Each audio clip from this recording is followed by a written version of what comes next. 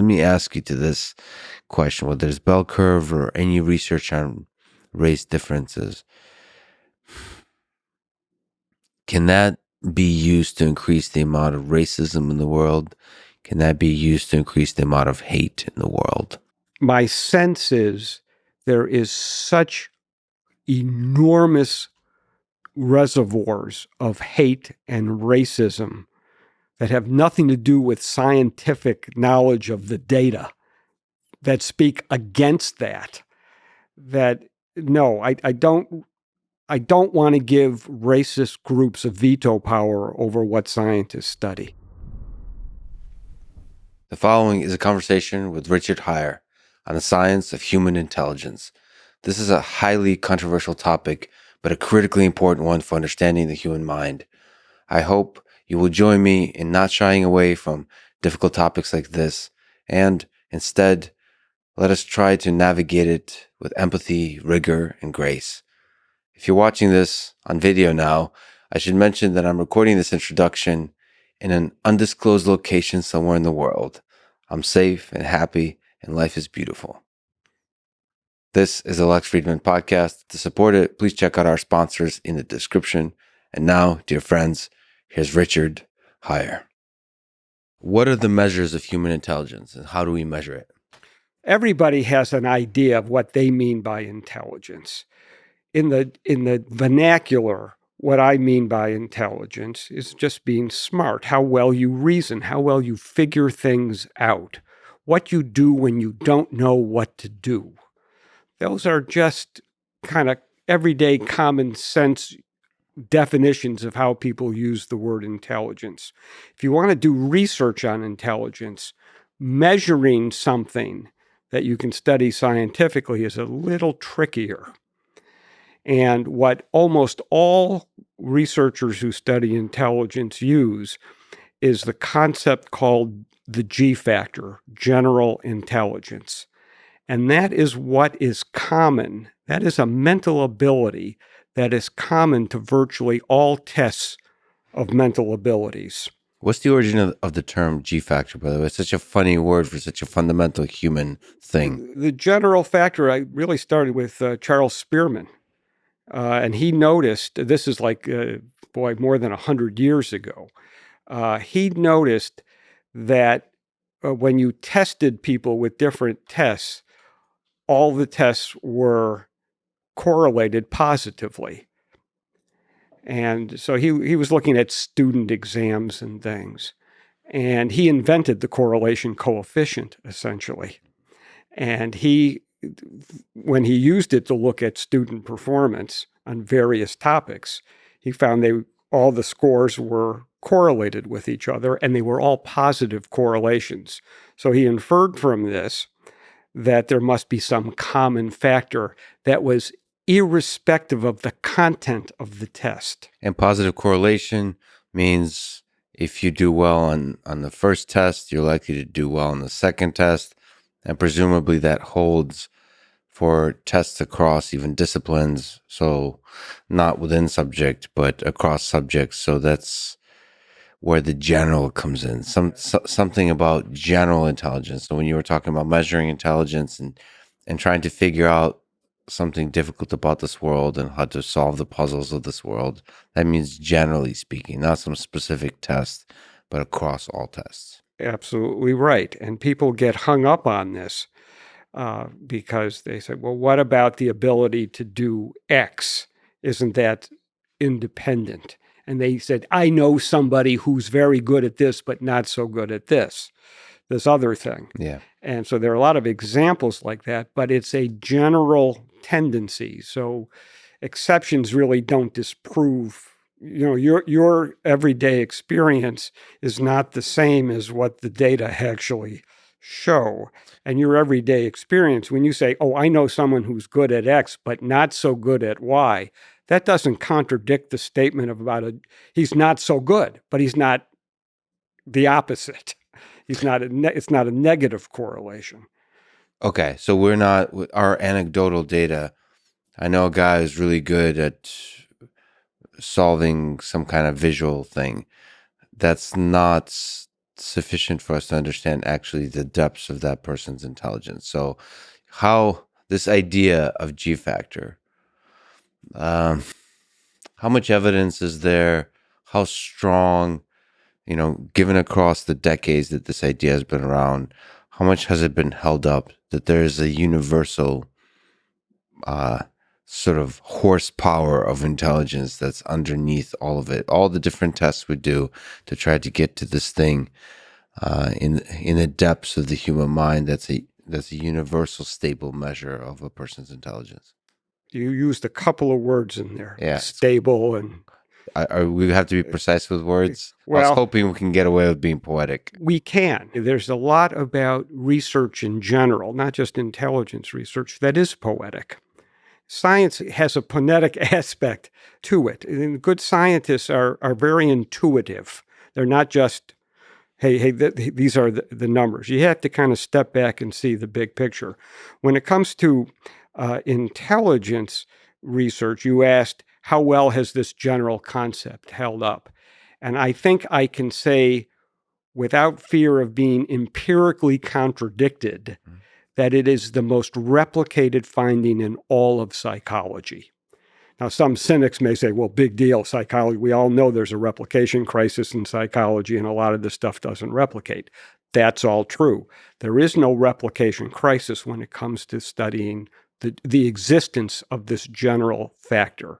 Let me tell you some things about it. It looks like it's universal in that you find it in all cultures. The way you find it, step back one step, the way you find it is to give a battery of mental tests. What battery you choose. Take a battery of any mental tests you want, give it to a large number of diverse people, and you will be able to extract statistically the commonality among all those tests. It's done by a technique called factor analysis. People think that this may be a statistical artifact of some kind. It is not a statistical artifact. What is factor analysis? Factor analysis is a way of looking at a big set of data and look at the correlation among the different test scores, and then find empirically the clusters of scores that go together. And there are different factors. So if you have a bunch of mental tests, there may be a verbal factor, there may be a numerical factor, there may be a visual spatial factor, but those factors have variance in common with each other. And that is the common, that's what's common among all the tests, and that's what gets labeled the G factor. So if you give a diverse battery of mental tests and you extract a G factor from it, that factor usually accounts for around half of the variance. It's the single biggest factor, but it's not the only factor. But it is the most reliable, it is the most stable, and it seems to be very much influenced by genetics. It's very hard to change the G factor with training or drugs or anything else. We don't know how to increase the G factor. Okay, you said a lot of really interesting things there. So, first, I mean, just to get people used to it in case they're not familiar with this idea, G factor is what we mean. So often there's this term used, IQ, which is the way IQ is used. They really mean G factor in regular conversation. The way, because what we mean by IQ, we mean intelligence. And what we mean by intelligence, we mean general intelligence. And general intelligence in the human mind, from a psychology, from a serious, rigorous scientific perspective, actually means G factor. So G factor equals intelligence, just in this conversation to define terms. Okay, so there's this stable thing called G factor. You said, now, factor, you said factor many times, means a measure that's potentially could be reduced to a single number across the different factors you mentioned. And what you said, it accounts for half-ish. Accounts for half-ish of what? Of variance across the different set of tests. So if you do for some reason well on some set of tests. What does that mean? So that means there's some unique capabilities outside of the G factor that might account for that. And what are those? What else is there besides the raw horsepower, the engine inside your mind that generates intelligence? There are test-taking skills. There are specific abilities. Someone might be particularly good at mathematical things, mathematical concepts, even simple arithmetic. Some people are much better than others. You might know people who can memorize, and short-term memory is another component of this. Short-term memory is one of the cognitive processes that's most highly correlated with the G factor. So all those things like memory, test taking skills account for variability across the test performances. But you can run, but you can't hide from the thing that God gave you, the genetics. So that G factor, science says that G factor is there. Each one of us has a G factor. Oh boy. Some have more than others. I'm getting uncomfortable already. Well, IQ is a score. And an IQ score is a very good estimate of the G factor. You can't measure G directly. There's no direct measure. You estimate it from these statistical techniques. But an IQ score is a good estimate. Why? Because a standard IQ test is a battery of different mental abilities. You combined it into one score, and that score is highly correlated with the G factor, even if you get better scores on some subtests than others. Because again, it's what's common to all these mental abilities. So a good IQ test, and I'll ask you about that, but a good IQ test tries to compress down that battery of tests, like tries to get a nice battery, the nice selection of variable tests into one test. And so in that way, it sneaks up to this G factor. And that's another interesting thing about G factor.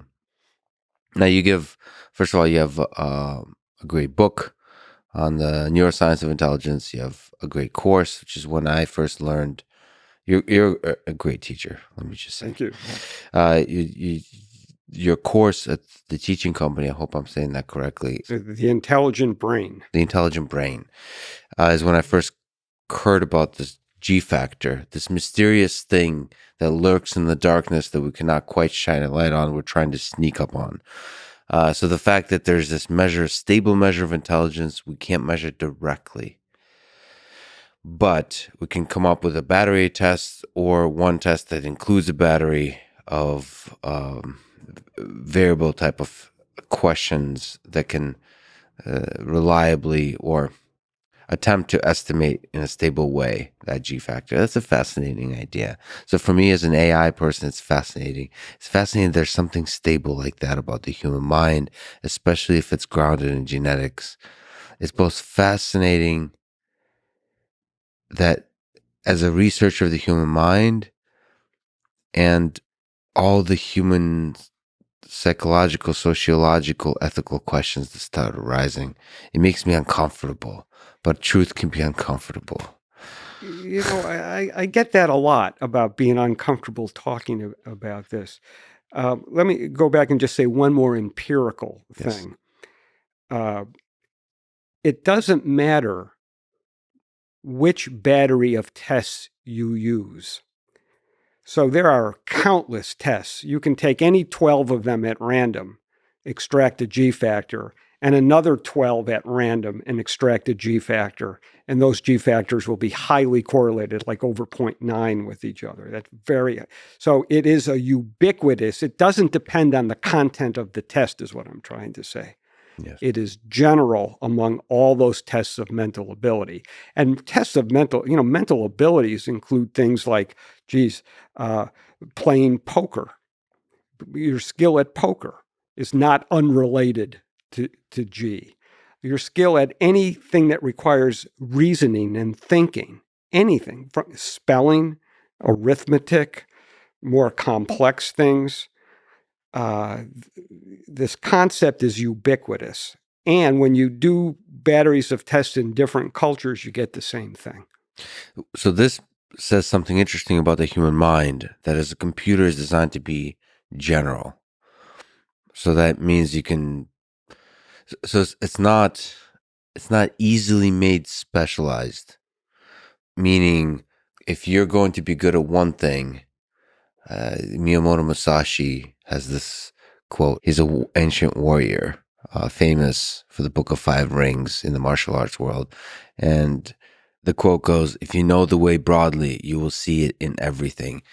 Meaning, if you do one thing, it's going to generalize to everything. And that's an interesting thing about the human mind. So that's what the G factor reveals. Okay, so what's the difference, if you can elaborate a little bit further, between IQ and G factor, just because it's a source of confusion for people? And IQ is a score. People use the word IQ to mean intelligence, but IQ has a more technical meaning for people who work in the field. And it's an IQ score, a score on a test that estimates the G factor. And the G factor is what's common among all these tests of mental ability. So if you think about, it's not a Venn diagram, but I guess you could make a Venn diagram out of it, but the G factor would be really at the core, what's common to everything. And what IQ scores do is they allow a rank order of people on the score. And this is what makes people uncomfortable. This is where there's a lot of controversy about whether IQ tests are biased toward any one group or another. And a lot of the answers to these questions are very clear, but they also have a technical aspect of it that's not so easy to explain. Well, we'll talk about the fascinating and the difficult things about all of this. But so, by the way, when you say rank order, that means you get a number, and that means one person you can now compare. Like you could say that this other person is more intelligent than me. Well, what you can say is IQ scores are interpreted really as percentiles. So that if you have an IQ of 140 and somebody else has 70, the metric is such that you cannot say the person with an IQ of 140 is twice as smart as a person with an IQ of 70. That would require a ratio scale with an absolute zero. Now, you may think you know people with zero intelligence, but in fact, there is no absolute zero on an IQ scale. It's relative to other people. So relative to other people, somebody with an IQ score of 140 is in the upper less than 1%, whereas somebody with an IQ of 70 is 2 standard deviations below the mean. That's a different percentile. So it's similar to, like, in chess, you have an ELO rating that's designed to rank order people. So you can't say it's twice one person. If your ELO rating is twice another person, I don't think you're twice as good at chess. Exactly. It's not stable in that way, but because it's very difficult to do these kinds of comparisons. But so what can we say about the number itself? Is that stable across tests and so on, or no? There are a number of statistical properties of any test. They're called psychometric properties. You have validity, you have reliability. There are many different kinds of reliability. They all essentially measure stability. And IQ tests are stable within an individual. There are some longitudinal studies where children were measured at age 11, and again when they were 70 years old, and the two IQ scores are highly correlated with each other. This comes from a fascinating study from Scotland. In the 1930s, some researchers decided to get an IQ test on every single child age 11 in the whole country. And they did. And those records were discovered in an old storeroom at the University of Edinburgh by a friend of mine, Ian Deary, who found the records, digitized them, and has done a lot of research on the people who are still alive today from that original study, including brain imaging research, by the way. Really, it's a fascinating group of people who are studied. Not to get ahead of the story, but one of the most interesting things they found is a very strong relationship between IQ measured at age 11 and mortality. So that, in the 70 years later, they looked at the survival rates, and they could get death records from everybody. And Scotland has universal health care for everybody. And it turned out if you divide the people by their age 11 IQ score into quartiles, and then look at how many people are alive 70 years later, I know this is in the book. I have the graph in the book. But there are essentially twice as many people alive in the highest IQ quartile than in the lowest IQ quartile. It's true in men and women. Interesting. So it makes a big difference. Now, why this is the case is not so clear, since everyone had access to health care. Well, there's a lot, and we'll talk about it. Just the sentences you used now could be explained by nature or nurture. We don't know. Now, there's a lot of science that starts to then dig in and investigate that question. But let me linger on the IQ test. How are the tests designed, IQ tests designed? How do they work? Maybe some examples for people who are not aware. What makes a good IQ test question that sneaks up on this G factor measure? Well, your question is interesting because you want me to give examples of items that make good items.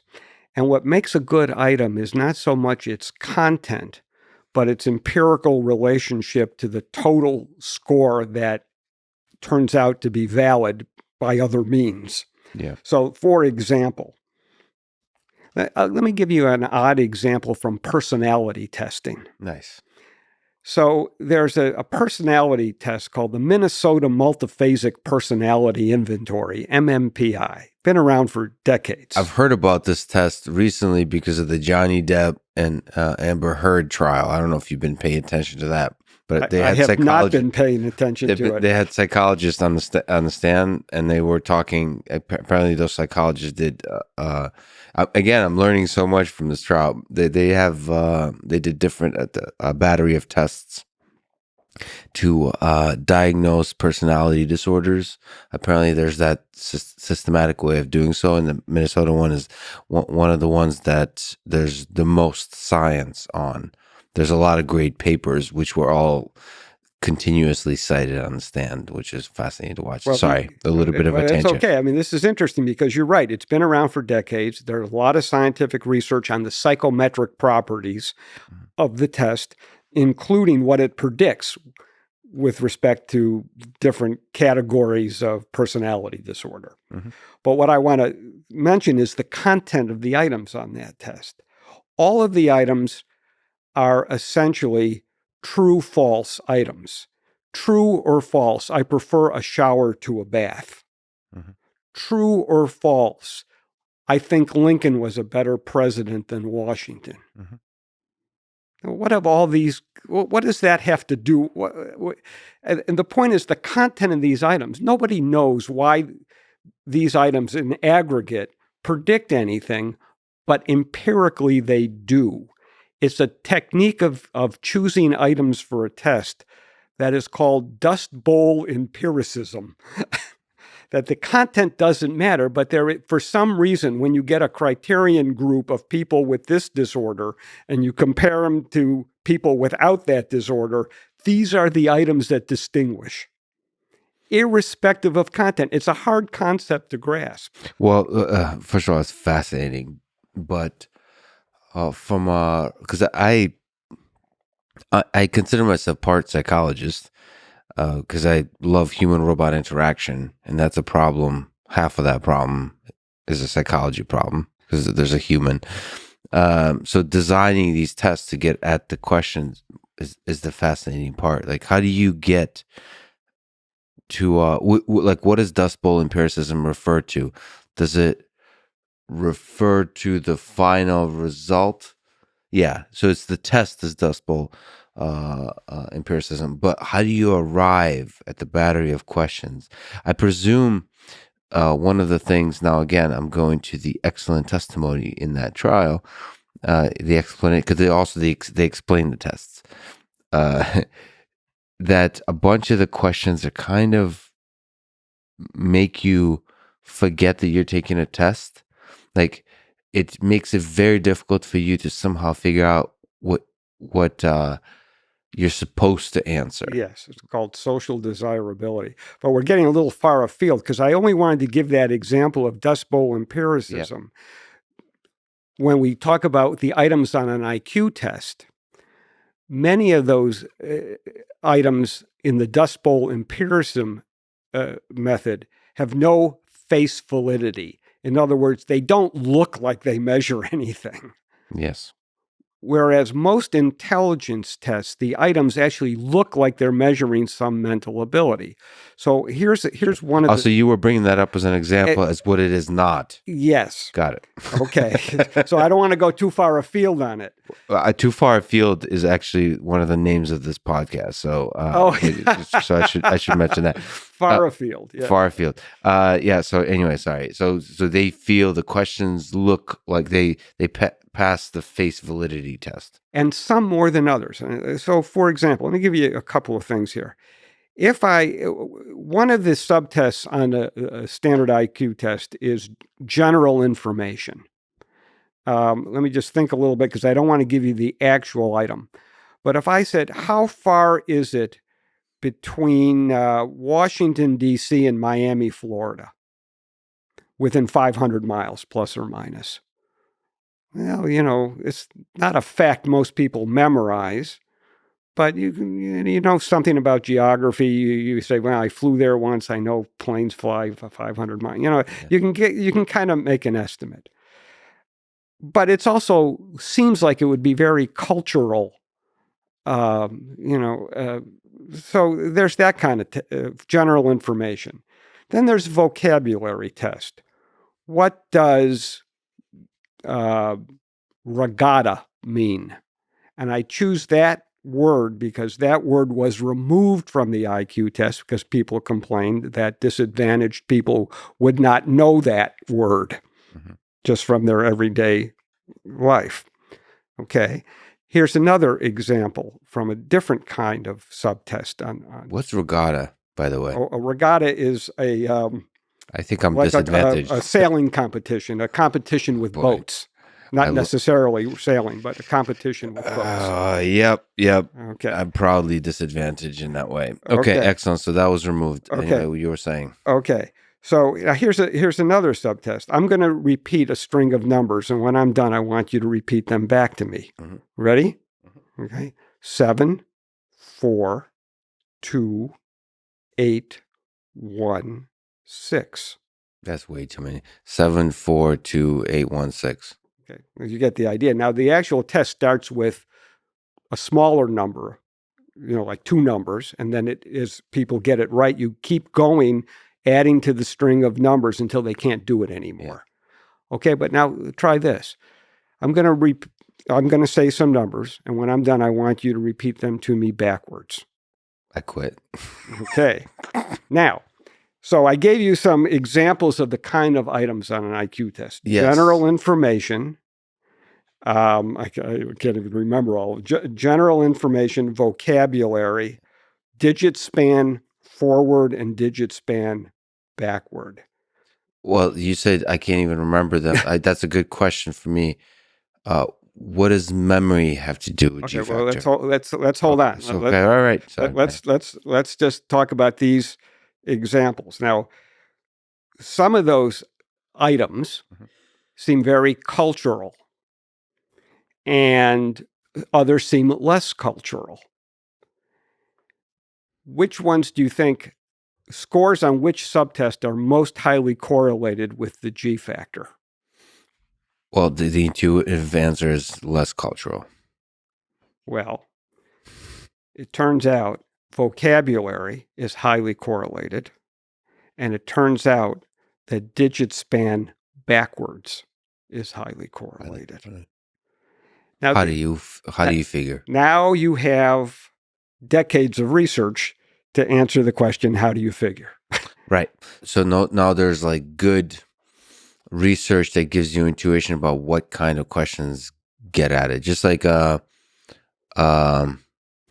there's something I've actually used for research in semi-autonomous vehicle, like whether humans are paying attention. There's a body of literature that does like end-back tests, for example, where you have to um, uh, put workload on the brain to do memory recall, and that helps you kind of put some work onto the brain while the person is doing some other task. And this does some interesting research with that. But that's loading the memory. And so there's like research around stably what that means about the human mind. And here you're saying recall backwards is a good predictor. It's a transformation. Yeah. So you have to do some like you have to load that into your brain and not just remember it, but do something with it. Right. Now here's another example of a different kind of test called the Hick paradigm, and it's not verbal at all. It's a little box, and there are a series of lights arranged in a semicircle at the top of the box, and then there's a home button that you press, and when one of the lights goes on, there's a button next to each of those lights. You take your finger off the home button and you just press the button next to the light that goes on. And so it's a very simple reaction time. Light goes on, as quick as you can, you press the button. And you get a reaction time from the moment you lift your finger off the button to when you press the button with where the light is. That reaction time doesn't really correlate with IQ very much. But if you change the instructions and you say, 3 lights are going to come on simultaneously, I want you to press the button next to the light that's furthest from the other 2. So maybe lights 1 and 2 go on and light 6 goes on simultaneously. You take your finger off and you would press the button by light 6. That's that reaction time to a more complex task. It's not really hard. Almost everybody gets it all right. But your reaction time to that is highly correlated with the G factor. This is fascinating. So reaction time. So there's a temporal aspect to this. So what role does time? Speed of processing. It's the speed of processing. Is this also true for ones that take longer, like 5, 10, 30 seconds? Is time part of the measure with some of these ideas? And that is why some of the best IQ tests have a time limit. Because if you have no time limit, people can do better. Yeah. But it doesn't distinguish among people that well. So that adding the time element is important. So speed of information processing and reaction time is a measure of speed of information processing, turns out to be related to the G factor. But the G factor only accounts for maybe half or some amount on the test performance. For example, I get pretty bad test anxiety. Like I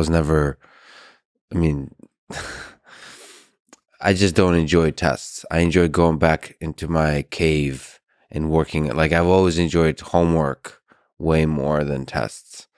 No matter how hard the homework is, because I can go back to the cave and hide away and think deeply. There's something about being watched and having a time limit that really makes me anxious, and I could just see the mind not operating optimally at all.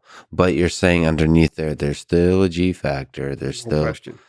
There's no question. Boy. And if you get anxious taking a test, many people say, "Oh, I didn't do well because I'm anxious." Yeah. I hear that a lot. Yes. Say, well, fine. If you're really anxious during the test, the score will be a bad estimate of your G factor. Yeah. It doesn't mean the G factor isn't there. That's right. And by the way, standardized tests like the SAT, they're essentially intelligence tests. They are highly G-loaded. Now, the people who make the SAT don't want to mention that. for obvious. They have enough trouble justifying standardized testing, but to call it an intelligence test is really beyond the pale. But in fact, it's so highly correlated because it's a reasoning test. The SAT is a reasoning test, a verbal reasoning, mathematical reasoning. Yeah. And if it's a reasoning test, it has to be related to G. But if people go in and take a standardized test, whether it's an IQ test or the SAT, and they happen to be sick that day with 102 fever, Yeah. the score is not going to be a good estimate of their G. If they retake the test when they're not anxious or less anxious or don't have a fever, the score will go up, and that will be a better estimate. But you can't say their G factor increased between the two tests. Well, it's interesting. So the question is, how wide of a battery of tests is required to estimate the G factor well? Because I'll give you as my personal example. I took the SAT, and I think it was called the ACT, where I was too. Also, I took SAT many times. Every single time I got it perfect on math. And verbal, the time limit on the verbal made me very anxious. I did not, I mean, part of it, I didn't speak English very well, but honestly, it was like, you're supposed to remember stuff. And like, I was so anxious. And like, as I'm reading, I'm sweating. I can't, that like, that feeling you have when you're reading a book and you just read a page and you know nothing about what you've read because you zoned out. That's the same feeling of like, I can't, I have to, you're like, nope, read and understand. And that anxiety is like, and you start seeing like the typography versus the content of the words. Like that was, I don't, it's interesting because, I know that what they're measuring, I could see being correlated with something, but that anxiety or some aspect of the performance, sure plays a factor. And I wonder how you sneak up in a stable way. I mean, this is a broader discussion about that's like standardized testing. How you sneak up, how you get at the fact that I'm super anxious and still nevertheless measure some aspect of my intelligence. I wonder. I don't know. I don't know if you can say it to that. That time limit sure is a pain. Yeah. Well, let me say this. There are two ways to approach the very real problem that you say that some people just get anxious or not good test takers. By the way, part of testing is you know the answer, or you can figure out the answer, or you can't. Right. If you don't know the answer, there are many reasons you don't know the answer at that particular moment. You may have learned it once and forgotten it. It may be on the tip of your tongue and you just can't get it because you're anxious about the time limit. You may never have learned it. You may have been exposed to it, but it was too complicated and you couldn't learn it. I mean, there are all kinds of reasons here. But for an individual to interpret your scores as an individual, whoever is interpreting the score has to take into account various things that would affect your individual score. Yeah. And that's why decisions about college admission or anything else where tests are used are hardly ever the only criterion to make a decision. And I think people are, college admission is letting go of that very much. Oh, yes. Yeah. But what does that even mean? Because is it possible to design standardized tests that are useful to college admissions? Well, they already exist. The SAT is highly correlated with many aspects of success at college. Here's the problem. So maybe you could speak to this. The correlation across the population versus individuals. So, our criminal justice system is designed to make sure, well, it's still, there's tragic cases where innocent people go to jail, but you try to avoid that. In the same way with testing, it would suck for an SAT to miss genius. Yes, and it's possible, but it's statistically unlikely. So it really comes down to Yeah. which piece of information maximizes your decision-making ability. So if you just use high school grades, it's okay. But you will miss some people who just don't do well in high school, but who are actually pretty smart enough to be bored silly in high school, and they don't care, and their high school GPA isn't that good. So you will miss them. In the same sense that somebody who could be very able and ready for college just doesn't do well on their SAT. This is why you make decisions with taking in a variety of information. The other thing I wanted to say, I talked about when you make a decision for an individual. Statistically, for groups, there are many people who have a disparity between their math score and their verbal score. That disparity, or the other way around, that disparity is called tilt. The score is tilted one way or the other. And that tilt has been studied empirically to see what that predicts.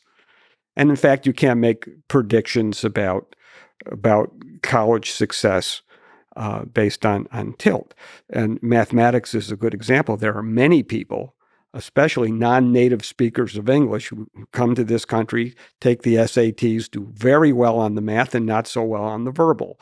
Well, if they're applying to a math program, the professors there who are making the decision, or the admissions officers, don't weight so much the score on verbal, especially if it's a non-native speaker. Well, so yeah, you have to try to, in the admission process, bring in the context.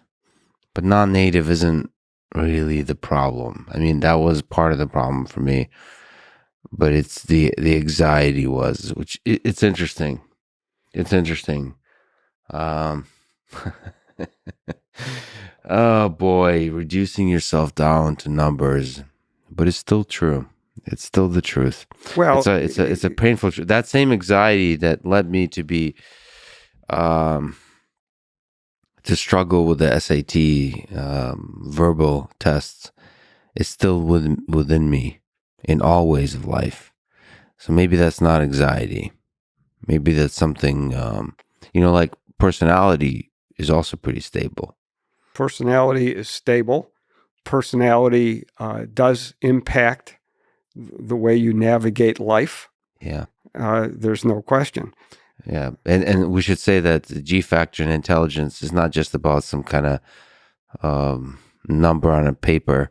It also has to do with how you navigate life, how easy life is for you in this very complicated world. So personality is all tied into that in some deep fundamental way. But now you've hit the key point about why we even want to study intelligence and personality, I think, to a lesser extent. But that's my interest, is more on intelligence. I went to graduate school and wanted to study personality, but that's kind of another story, how I got kind of shifted from personality research over to intelligence research. Because it's not just a number. Intelligence is not just an IQ score. It's not just an SAT score. It's what those numbers reflect about your ability to navigate everyday life. It has been said that life is one long intelligence test. And who can't relate to that? And if you doubt, see, another problem here is a lot of critics of intelligence research, intelligence testing, tend to be academics who, by and large, are pretty smart people. Mm-hmm. And pretty smart people, by and large, have enormous difficulty understanding what the world is like for people with IQs of 80 or 75. It is a completely different everyday experience. Even at IQ scores of 85, 90, there's a popular television program, Judge Judy, where Judge Judy deals with everyday people with everyday problems, and you can see the full range of problem-solving ability demonstrated there. And sometimes she does it for laughs, but it really isn't funny because people who are there are people who are very limited in their life navigation, let alone success, by not having good reasoning skills, which cannot be taught. We know this, by the way, because there are many efforts. The United States military, which excels at training people. I mean, I don't know that there's a better organization in the world for training diverse people.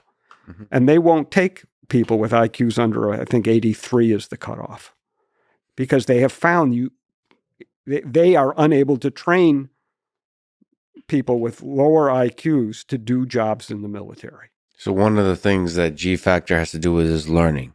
Absolutely. Some people learn faster than others. Some people learn more than others. Now, faster, by the way, is not necessarily better, as long as you get to the same place eventually.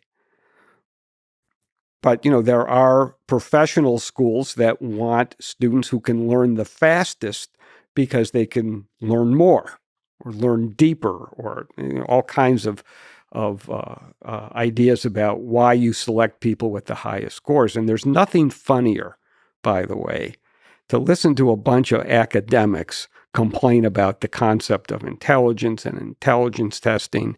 And then you go to a faculty meeting where they're discussing who to hire among the applicants.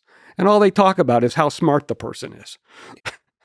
We'll get to that. We'll sneak up to that in different ways. But there's something about reducing a person to a number that in part is grounded to the person's genetics that makes people very uncomfortable. But nobody does that. Nobody in the field actually does that. That is a worry that is a worry like, well, I don't want to call it a conspiracy theory. I mean, it's a legitimate worry, but it just doesn't happen. Now, I had a professor in graduate school who was the only person I ever knew who considered the students only by their test scores. Yes. And later in his life, he kind of backed off that.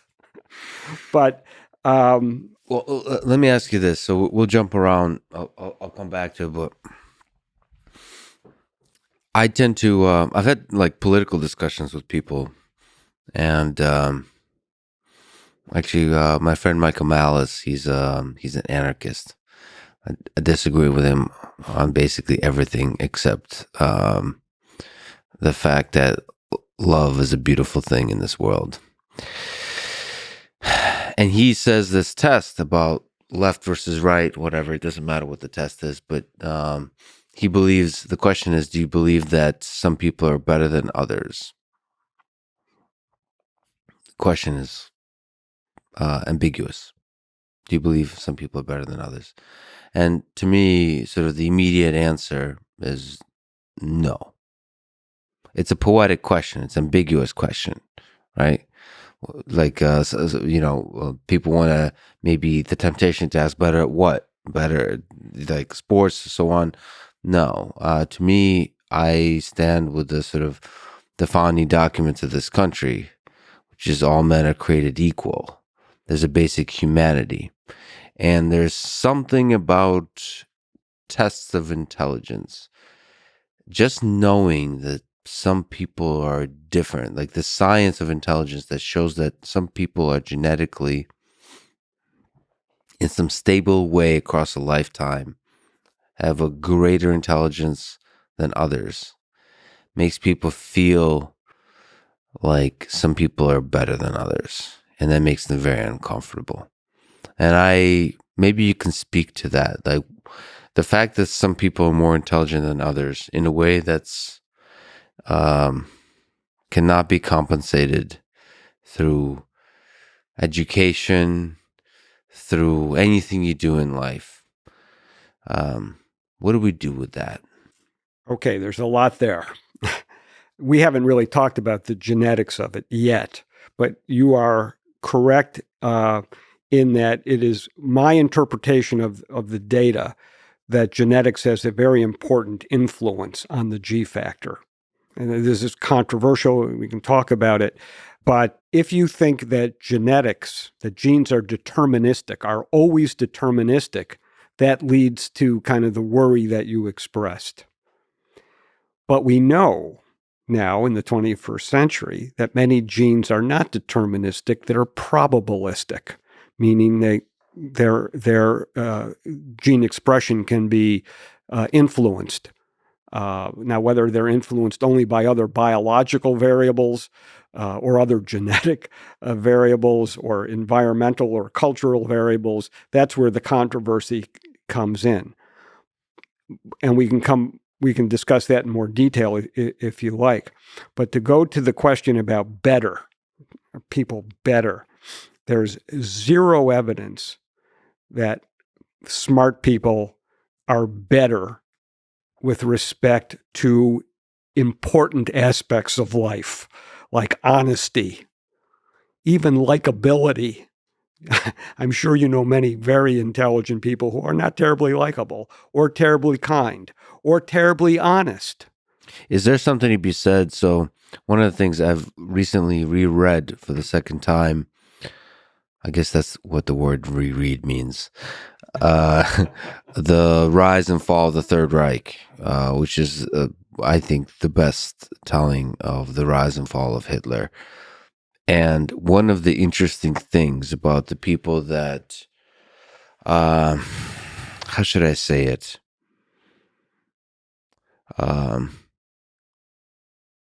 Justified or maybe propped up the ideas that Hitler put forward is the fact that they were extremely intelligent.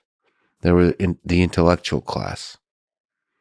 They were like, it was obvious that they thought very deeply and rationally about the world. So what I would like to say is one of the things that shows to me is some of the worst atrocities in the history of humanity have been committed by very intelligent people. So that means that intelligence doesn't make you a good person. I wonder if there's a G factor for intelligence. I wonder if there's a G factor for goodness. The Nietzschean good and evil. Of course, that's probably harder to measure because that's such a subjective thing, what it means to be good. And even the idea of evil is a deeply uncomfortable thing because how do we know? But it's independent, whatever it is, it's independent of intelligence. So I agree with you about that. But let me say this. I have also asserted my belief that more intelligence is better than less. Mm-hmm. It doesn't mean more intelligent people are better people, but all things being equal, would you like to be smarter or less smart? So if I had a pill, I have two pills. I said, this one will make you smarter, this one will make you dumber. Which one would you like? Are there any circumstances under which you would choose to be dumber? Well, let me ask you this. That's a very nuanced and interesting question. There's been books written about this, right? Now we'll return to the hard questions, the interesting questions, but let me ask about human happiness. Does intelligence lead to happiness? No. So back to the pill then. So why when would you take the pill? So you said IQ 80, 90, 100, 110. You start going through the quartiles and is it obvious? Isn't there diminishing returns and then it starts becoming negative? This is an empirical question. Yes. And so that I have advocated in many forums more research on enhancing the G factor. Right now, there have been many claims about enhancing intelligence. You mentioned the NBAC training. It was a big deal a few years ago. It doesn't work. Data is very clear. It does not work. Or doing like memory tests, like training and so on. Yeah. Yeah. It may give you a better memory in the short run, but it doesn't impact your G factor. It was very popular a couple of decades ago that the idea that listening to Mozart could make you more intelligent. There was a paper published on this with somebody I knew published this paper. Intelligence researchers never believed it for a second. Been hundreds of studies, all the meta-analyses, all the summaries and so on, show there's nothing to it. Mm-hmm. Nothing to it at all. But wouldn't it be something? Wouldn't it be world-shaking if you could take the normal distribution of intelligence, which we haven't really talked about yet, but IQ scores and the G factor is thought to be a normal distribution, and shift it to the right so that everybody is smarter? Even a half a standard deviation would be world-shaking, because there are many social problems, many social problems that are exacerbated by people with lower ability to reason stuff out and navigate everyday life. So I wonder if there's a threshold. So maybe I would push back and say universal shifting of the normal distribution may not be the optimal way of shifting. Maybe it's better to whatever the asymmetric kind of distributions is, like really pushing the lower up versus trying to make the people at the average more intelligent. So you're saying that if in fact there was some way to increase G, let's just call it metaphorically a pill, an IQ pill, we should only give it to people at the lower end.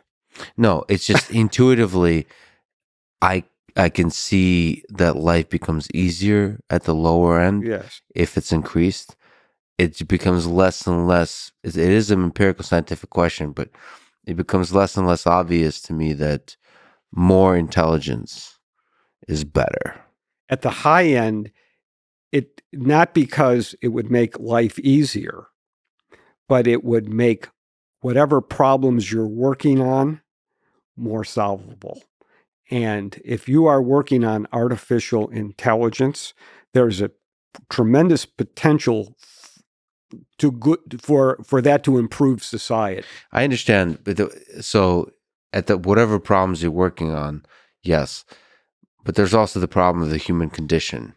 There's love, there's fear, and all of those beautiful things that sometimes, if you're good at solving problems, you're going to create more problems for yourself. It's I'm not exactly sure. So ignorance is bliss is a thing. So there might be a place, there might be a sweet spot of intelligence, given your environment, given your personality, all of those kinds of things. And that becomes less beautifully complicated the more and more intelligent you become. But that's a question for literature, not for science, perhaps. Well, imagine this. Imagine there was an IQ pill, and it was developed by a private company, and they are willing to sell it to you. And whatever price they put on it, you are willing to pay it because you would like to be smarter. Yes. But just before they give you a pill, they give you a disclaimer form to sign. Yes. Don't hold us that you understand that this pill has no guarantee that your life is going to be better, and in fact, it could be worse. Well, yes, that's how lawyers work, but I would love for science to answer the question, to try to predict if your life is going to be better or worse when you become more or less intelligent. It's a fascinating question about what is the sweet spot for the human condition. Some of the things we see as bugs might be actually features, may be crucial to our overall happiness. As our limitations might lead to more happiness than less. But again, more intelligence is better at the lower end. That's something that's less arguable and fascinating, if possible, to increase. But there's virtually no research that's based on a neuroscience approach to solving that problem. All the solutions that have been proposed to solve that problem or to ameliorate that problem are essentially based on the blank slate assumption that, enriching the environment, removing barriers, all good things, by the way. I'm not against any of those things, but there's no empirical evidence that they're going to improve the general reasoning ability. or make people more employable. Have you read Flowers of Algernon? Yes. That's to the question of intelligence and happiness. There are many profound aspects of that story. It was a film that was very good. The film was called Charlie. For the younger people who are listening to this, you might be able to stream it on Netflix or something. But it was a story about a person with very low IQ who underwent a surgical procedure in the brain, and he slowly became a genius. And the tragedy of the story is the effect was temporary. It's a fascinating story, really. That goes in contrast to the basic human experience that each of us individually have, but it raises the question of the full range of people you might be able to be, given different levels of intelligence. You've mentioned the normal distribution, so let's talk about it. There's a book called The Bell Curve, written in 1994, written by psychologist Richard Herrnstein and political scientist Charles Murray. Why was this book so controversial? This is a fascinating book. I know Charles Murray. I've had many conversations with him. Yeah, what is the book about? The book is about the importance of intelligence in everyday life. That's what the book is about. Mm-hmm. It's an empirical book. It has statistical analyses of very large databases that show that essentially IQ scores or their equivalent are correlated to all kinds of social problems and social benefits. And that in itself is not where the controversy about that book came. The controversy was about one chapter in that book, and that is a chapter about the average difference in mean scores between Black Americans and white Americans. And these are the terms that were used in the book at the time and are still used to some extent. And historically, or really for decades, it has been observed that disadvantaged groups score, on average, lower than Caucasians on academic tests, tests of mental ability, and especially on IQ tests. And the difference is about a standard deviation, which is about 15 points, which is a substantial difference. In the book, Herrnstein and Murray, in this one chapter, assert clearly and unambiguously that whether this average difference is due to genetics or not, they are agnostic. They don't know. Moreover, they assert they don't care, because you wouldn't treat anybody differently knowing that if there was a genetic component or not, because that's a group average finding. Every individual has to be treated as an individual. You can't make any assumption about what that person's intellectual ability might be from the fact of an average group difference. They're very clear about this. Nonetheless, people took away, I'm going to choose my words carefully because I have a feeling that many critics didn't actually read the book. They took away that Herrnstein and Murray were saying that blacks are genetically inferior. That was the take-home message. And if they weren't saying it, they were implying it because they had a chapter that discussed this empirical observation of a difference. And isn't this horrible? And so the reaction to that book was incendiary. What do we know about, from that book and the research beyond, about race differences and intelligence? It's still the most incendiary topic in psychology. Nothing has changed that. Anybody who even discusses it is easily called a racist just for discussing it. it's become fashionable to find racism in any discussion like this. It's unfortunate. The short answer to your question is there's been very little actual research on this topic since since the bell curve. Since the bell curve, even before. This really became incendiary in 1969 with an article published by an educational psychologist named Arthur Jensen.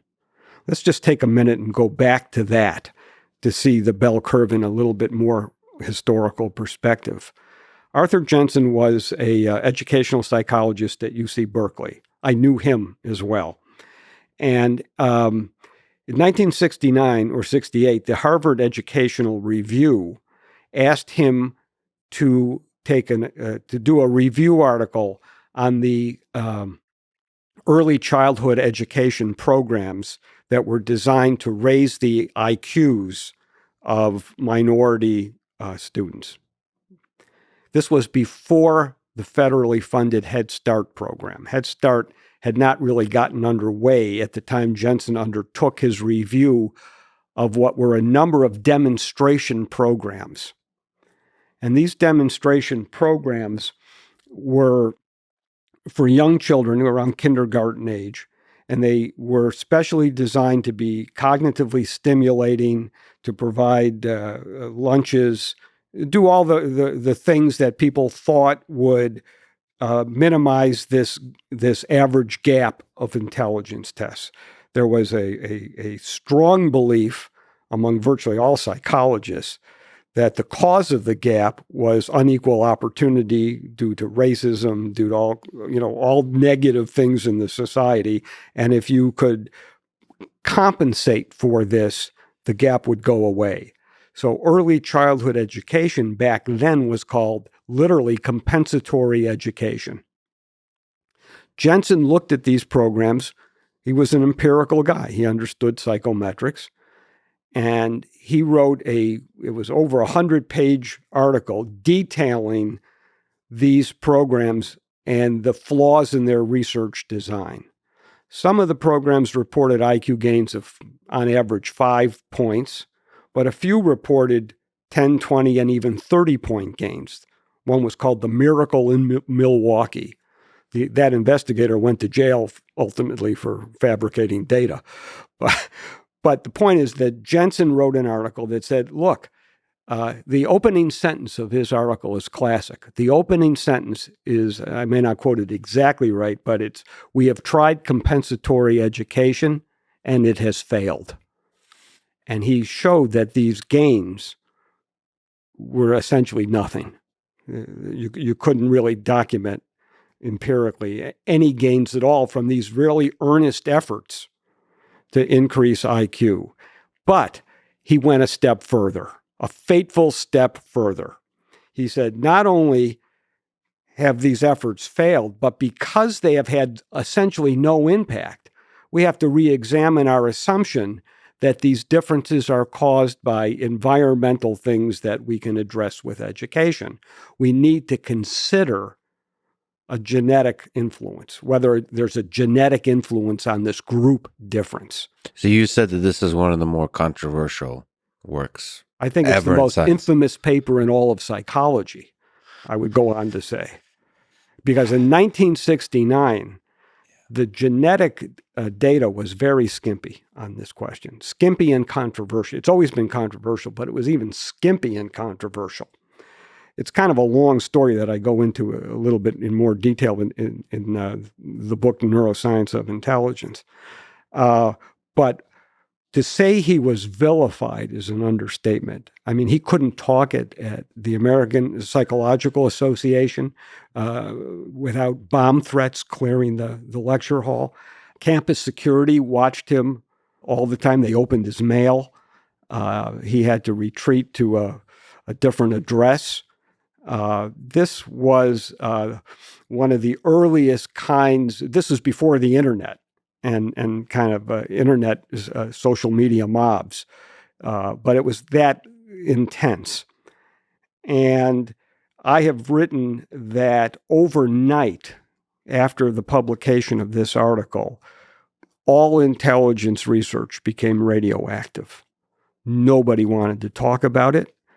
And then nobody was doing more research.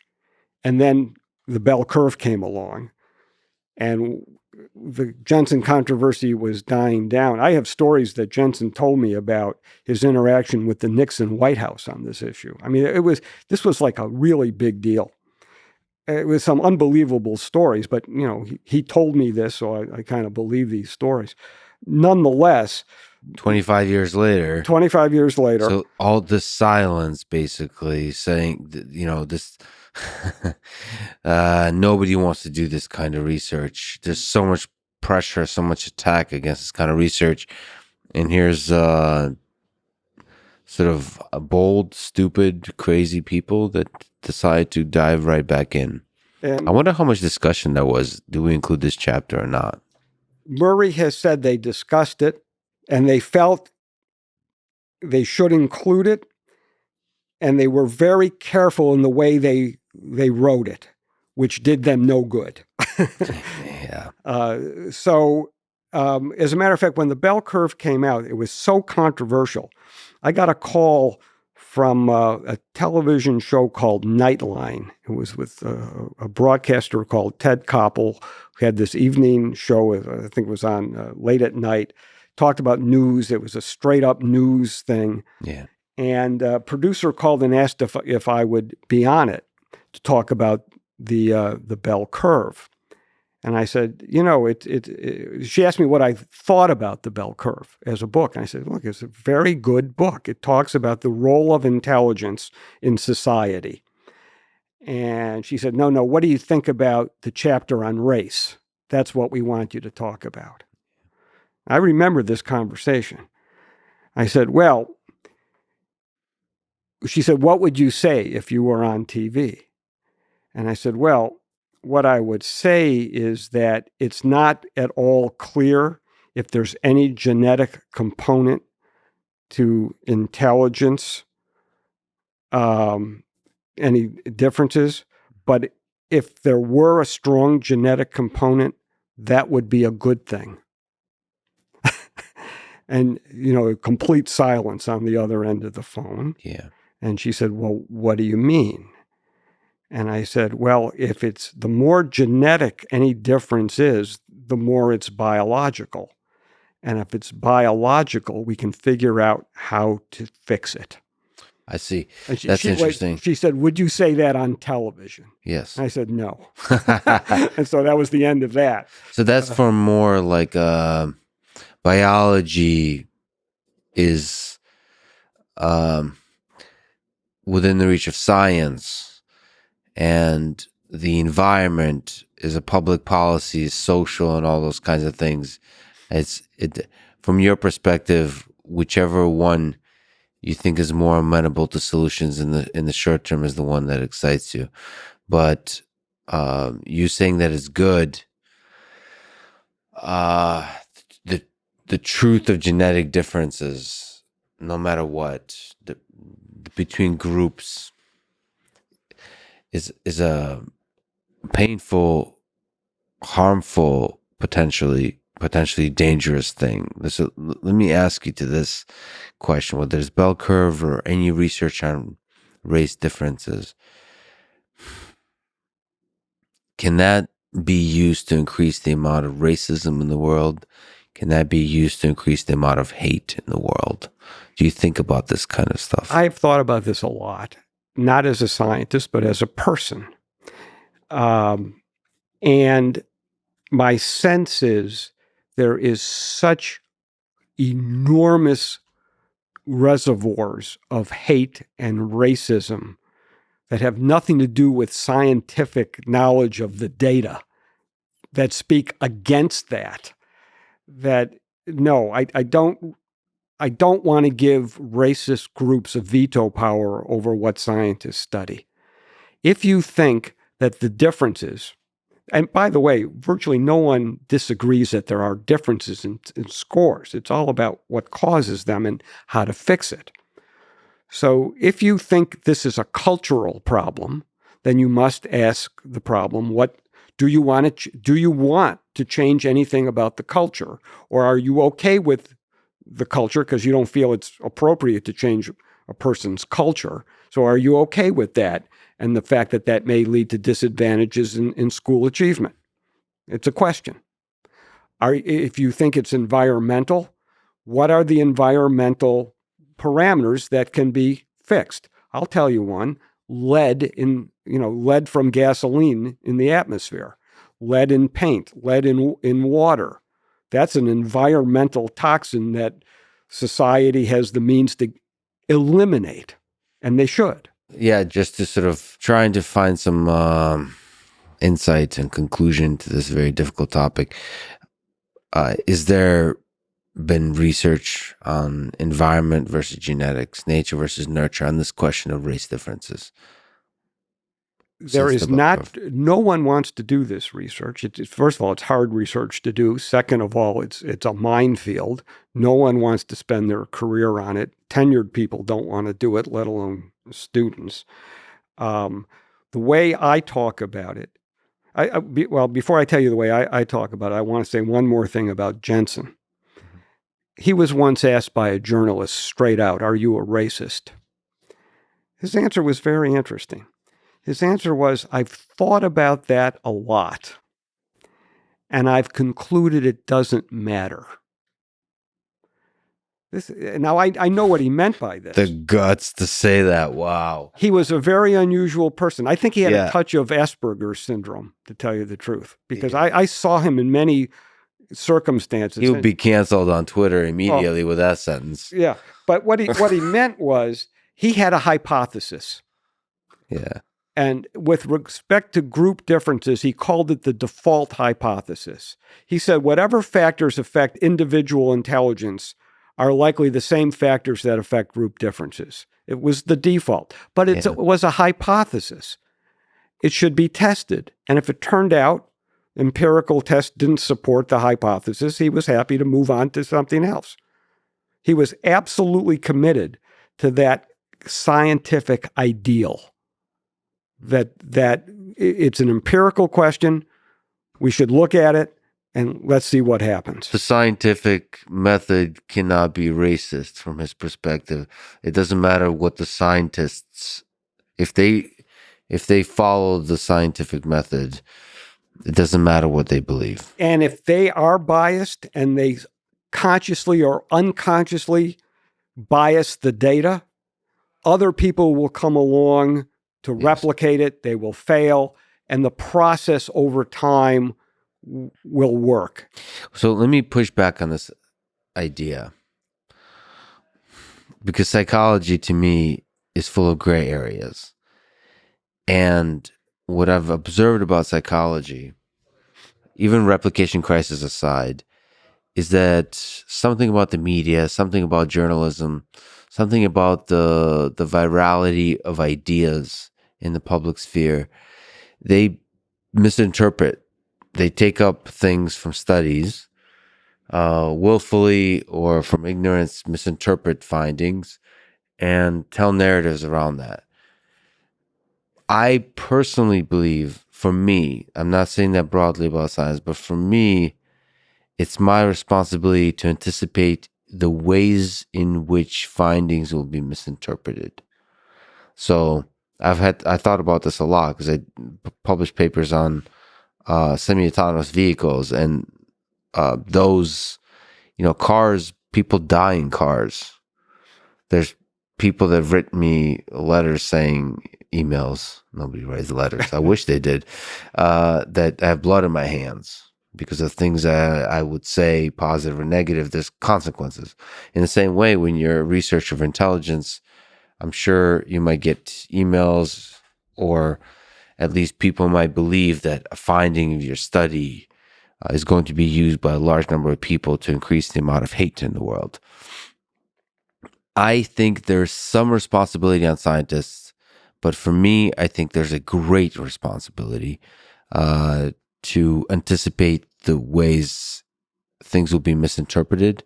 And there you have to, first of all, decide whether you want to say a thing at all, do the study at all, publish the study at all, and two, the words with which you explain it. See, it's I find this on Twitter a lot actually, which is when I write a tweet, and I'm usually just doing so innocently. I I'll s- I'll write it. It takes me like 5 seconds to write it, or whatever, 30 seconds to write it, and then I'll think, all right, I like close my eyes open and try to see how will the world interpret this? Like, what are the ways in which this will be misinterpreted? And I'll sometimes adjust that tweet to see, like, yeah, so in my mind, it's clear, but that's because it's my mind from which this tweet came. But you have to think in a fresh mind that sees this, and it's spread across a large number of other minds, how will the interpretation morph? I mean, for a tweet, it's a silly thing; it doesn't matter. But for a scientific paper and study and finding, I think it matters. So I don't know. I don't know what your thoughts about on that, because maybe for Jensen, the data is there. What do you want me to do? This is a scientific process has been carried out. If you think the data was polluted by bias, do other studies that reveal the bias. But the data is there. And I have, I'm not a poet.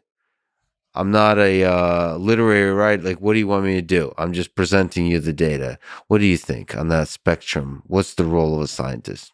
The reason I do podcasts, Yeah. the reason I write books for the public is to explain what I think the data mean and what I think the data don't mean. I don't do very much on Twitter other than to retweet references to papers. Yes. I don't think it's my role to explain these because they're complicated, they're nuanced. But when you decide not to do a scientific study or not to publish a result because you're afraid the result could be harmful or insensitive, that's not an unreasonable thought.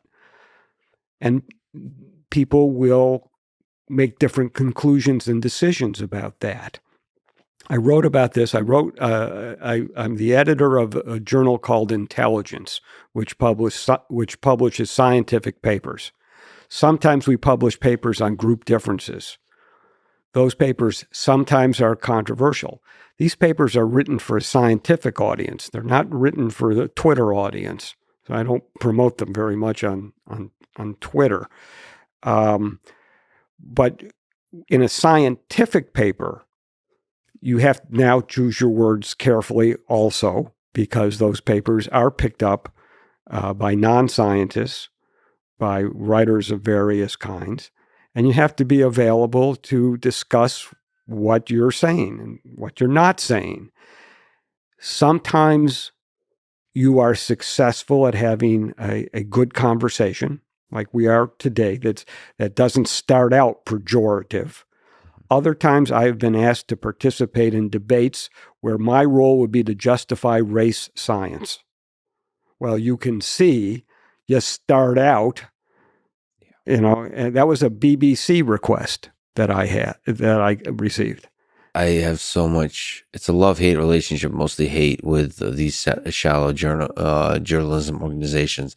So they would want to use you as a kind of in a debate setting to communicate as to, like, there is race differences between groups and make that into debate. Yes. And put you in a role of justifying racism. Justifying That's racism. What they're asking me to do. Versus like educating about this field of the science of intelligence. Yeah. I want to say one more thing before we get off the normal distribution. You also asked me, what is the science after the bell curve? And the short answer is there's not much new work, but whatever work there is supports the idea that there still are group differences. It's arguable whether those differences have diminished at all or not. And there is still a major problem in underperformance for school achievement for many disadvantaged and minority students. And there so far is no way to fix it. What do we do with this information?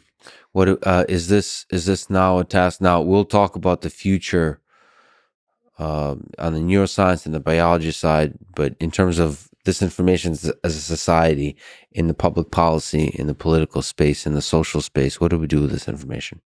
I've thought a lot about this. The first step is to have people interested in policy understand what the data actually show, to pay attention to intelligence data. You can read policy papers about education, and using your word processor, you can search for the word intelligence. You can search a 20,000 word document in a second and find out the word intelligence does not appear anywhere. In most discussions about what to do about achievement gaps, I'm not talking about test gaps, I'm talking about actual achievement gaps in schools, which everyone agrees is a problem. The word intelligence doesn't appear among educators. That's fascinating. As a matter of fact, in California, there has been tremendous controversy about recent attempts to revise the curriculum for math in high schools. And we had a Stanford professor of education who was running this review assert there's no such thing as talent, of mathematical talent. And she wanted to get rid of the advanced classes in math because, not everyone could do that. Now, of course, this has been very controversial. They've retreated somewhat. But the idea that a university professor was in charge of this who believes not that there's no talent, that it doesn't exist, this is rather shocking, let alone the complete absence of intelligence data. By the way, let me tell you something about what the intelligence data show. Let's take race out of it. Even though the origins of these studies were a long time ago.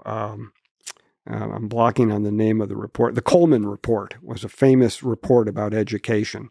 And they measured all kinds of variables about schools, about teachers, and they looked at academic achievement as an outcome. And they found the most predictive variables of education outcome were the variables the student brought with him or her into the school, essentially their ability. And that when you combine the school and the teacher variables together, the quality of the school, the funding of the school, the quality of the teachers, their education, you put all the teacher and school variables together, it barely accounted for 10% of the variance. And this has been replicated now. So the best research we have shows that school variables and teacher variables together account for about 10% of student academic achievement. Now, you want to have some policy on improving academic achievement? How much money do you want to put into teacher education? How much money do you want to put into the quality of the school administration? You know who you can ask? You can ask the Gates Foundation, because they spend a tremendous amount of money doing that. And they, at the end of it, because they're measurement people, they want to, they want to know the data. They found it had no impact at all, and they've kind of pulled out of that kind of program. So, oh boy, let me ask you. This is me talking, but there's just the two of us. Well, just the two of us, but I'm gonna say some funny and ridiculous things. So you're surely you're not approving of it. But there's a movie called Clerks. You probably I've seen it. I've seen it. Yeah. There's a funny scene in there where a lovely couple are talking about the number of previous sexual partners they had, and the woman says that I believe she just had a handful, like 2 or 3 or something like that, sexual partners. But then she also mentioned that she, what's that called? Fellatio. What's the scientific? But she went, gave a blowjob to 37 guys, I believe it is. And so that has to do with the truth. So sometimes knowing the truth can get in the way of a successful relationship, of love, of some of the human flourishing. And that's seems to me that's at the core here, that facing some kind of truth that's not able to be changed makes it difficult to sort of, is limiting as opposed to empowering. That's the concern. If you sort of test for intelligence and lay the data out, it feels like you will give up on certain people. You'll sort of start binning people as like, well, this person is like, let's focus on the average people, or let's focus on the very intelligent people. That's the concern. And there's a kind of intuition that if we just don't measure and we don't use that data, that we would treat everybody equal and give everybody equal opportunity. If we have the data in front of us, we're likely to distribute the amount of sort of attention we allocate, resources we allocate to people. That's probably the concern. It's a realistic concern, but I think it's a misplaced concern if you want to fix the problem. If you want to fix the problem, you have to know what the problem is. Yep. Now, let me tell you this. Let's go back to the bell curve, not the bell curve, but the normal distribution. Yes. 16% of the population on average has an IQ under 85, which means they're very hard. If you have an IQ under 85, it's very hard to find gainful employment at a salary that sustains you at least minimally in modern life. Okay? Not impossible, but it's very difficult. 16% of the population of the United States is about 51 or 52 million people with IQs under 85. This is not a small issue. 14 million children have IQs under 85. Is this something we want to ignore? Does this have what is the Venn diagram between, when you have people with IQs under 85 and you have achievement in school or achievement in life? There's a lot of overlap there. This is why, to go back to the IQ pill, if there were a way to shift that curve toward the higher end, that would have a big impact. If I could maybe, before we talk about sort of the impact on life and so on, some of the criticisms of the bell curve. So Stephen Jay Gould wrote that the bell curve rests on 4 incorrect assumptions. It would be just interesting to get your thoughts on the 4 assumptions, which are: intelligence must be reducible to a single number. Intelligence must be capable of rank ordering people in a linear order. Intelligence must be primarily genetically based. And intelligence must be essentially immutable. Maybe not as criticisms, but as thoughts about intelligence. We could spend a lot of time on him. Stephen Jay Gould, yeah. Yes. Yeah. He wrote that in about 1985, 1984. Sure. His views were overtly political, not scientific. He was a scientist, but his views on this were overtly political. And I would encourage people listening to this, if they really want to understand his criticisms, they should just Google what he had to say, and Google the scientific reviews of his book, The Mismeasure of Man. And they will take these statements apart. They were wrong. Not only were they wrong, but when he asserted in his first book that there was no biological basis essentially to IQ, by the time the second edition came around, there were studies of MRIs showing that brain size, brain volume were correlated to IQ scores, which he declined to put in his book. So okay, I'm learning a lot today. I didn't know the extent of his work. I was just using a few little snippets of criticism. That's interesting. So there's a battle here. He wrote a book, Mismeasure of Man, that's missing a lot of these scientific His grounding. book is highly popular in colleges today. You can find it in any college bookstore under assigned reading. It's highly The popular. Mismeasure of Man? Yes, highly influential. Can you speak to the Mismeasurement? I'm undereducated about this. So what is this, the book basically criticizing Yes. the ideas in the bell curve? Yeah, where those four things came from. Got it. And it is really a book that was really taken apart point by a number of people who actually understood the data. And he didn't care. Yeah. He didn't care. He didn't modify anything. It's a politically, listen, because this is such a sensitive topic, like I said, I believe the impact of the work as it is misinterpreted has to be considered, because it's not just going to be scientific discourse, it's going to be political discourse, there's going to be debates, there's going to be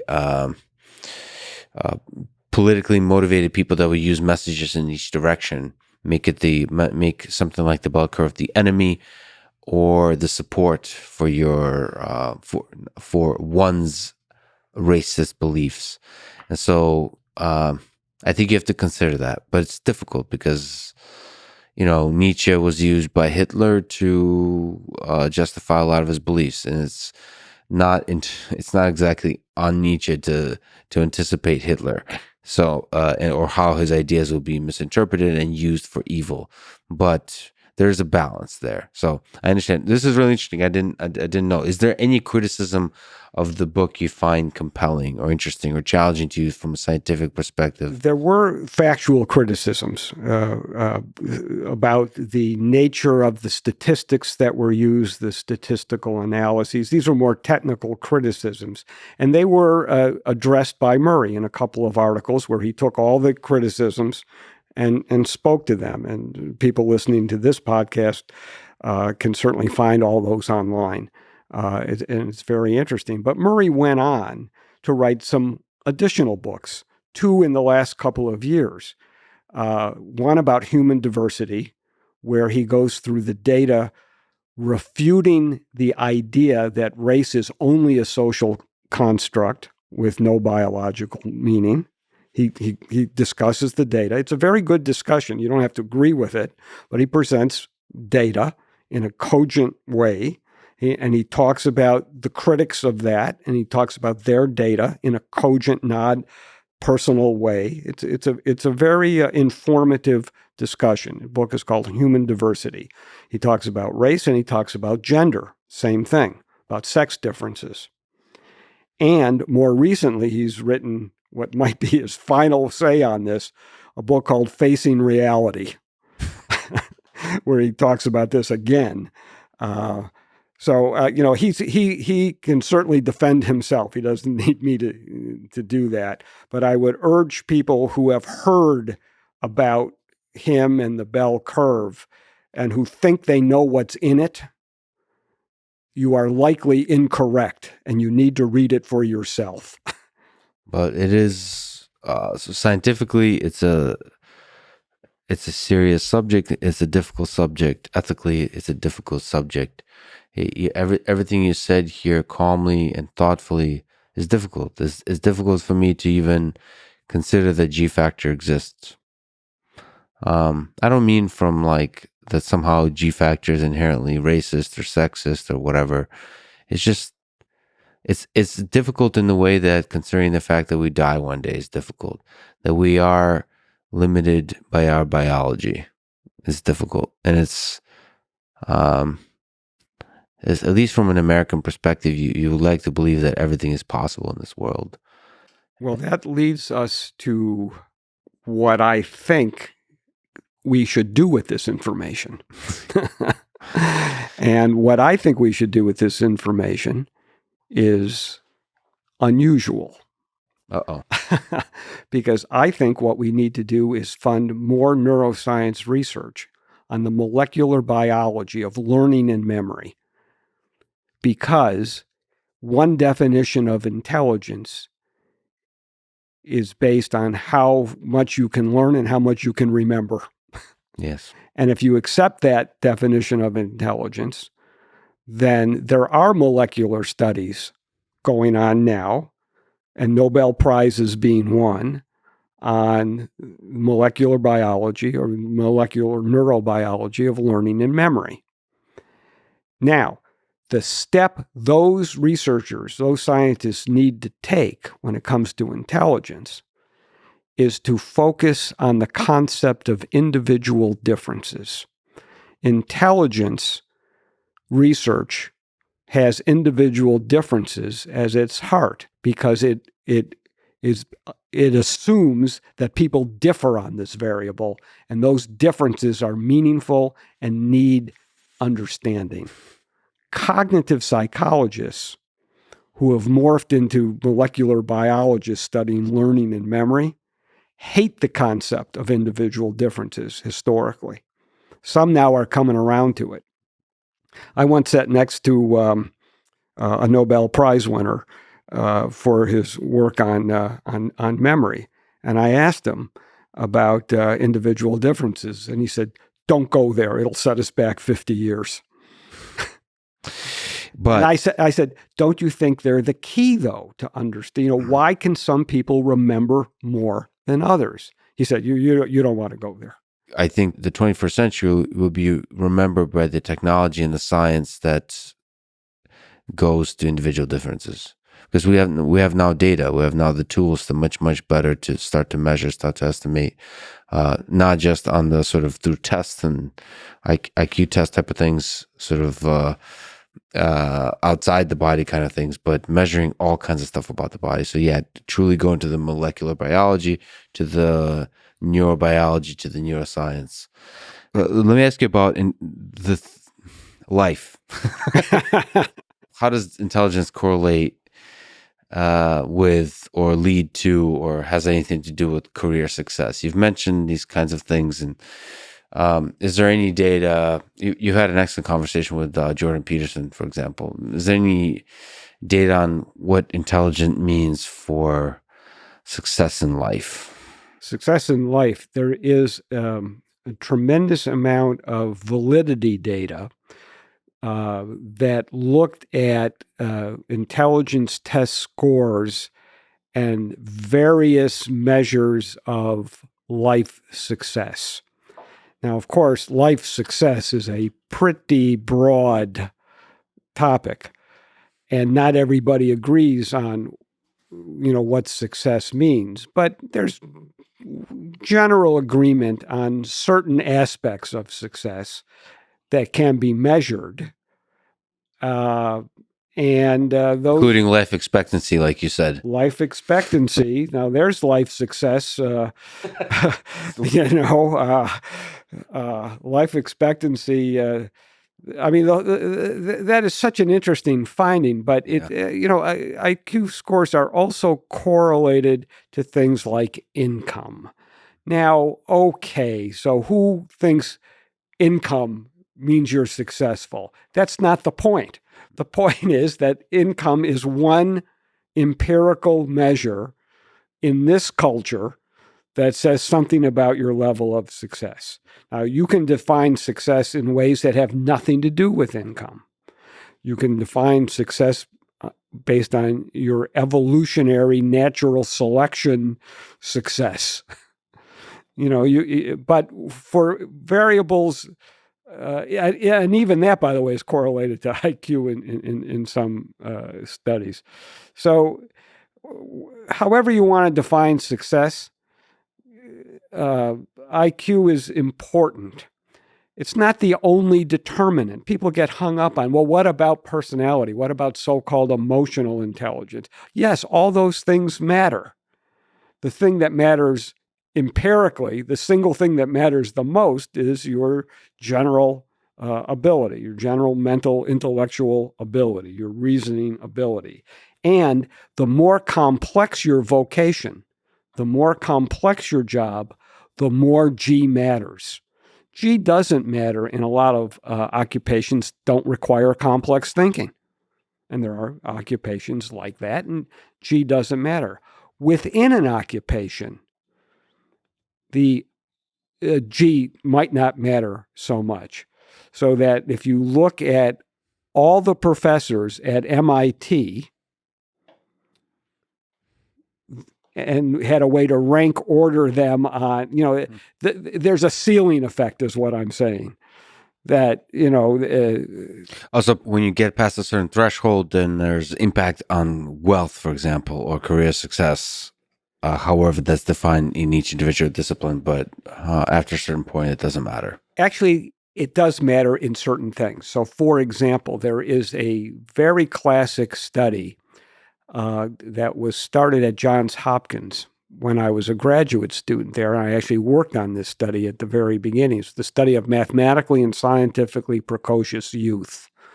And they gave junior high school students, age 11 and 12, the standard SAT math exam.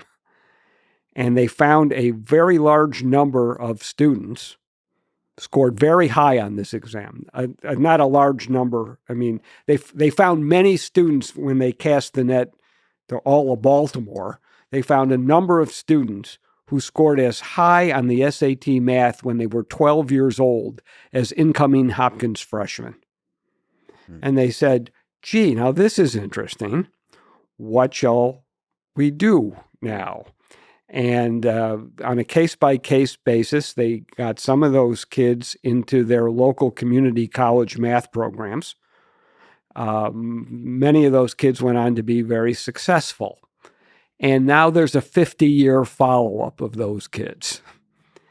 And it turns out, these kids were in the top 1%. Okay, so everybody in this study is in the top 1%.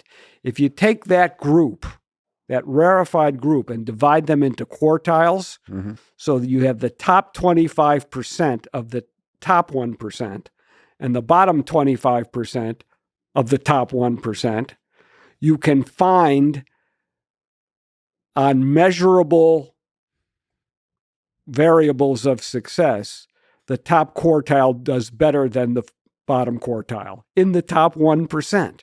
They have more patents, they have more publications, they have more tenure at universities.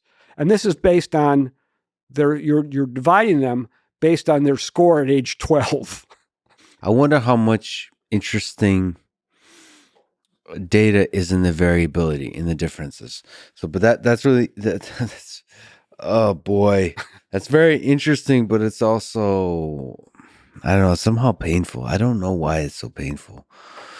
That G factor is so determinant of even in the nuanced top This percent. is interesting that you find that painful. Do you find it painful that people with charisma are can be very successful in life, even though having no other attributes other than they're famous and people like them? Do you find that painful? Yes, if that charisma is untrainable.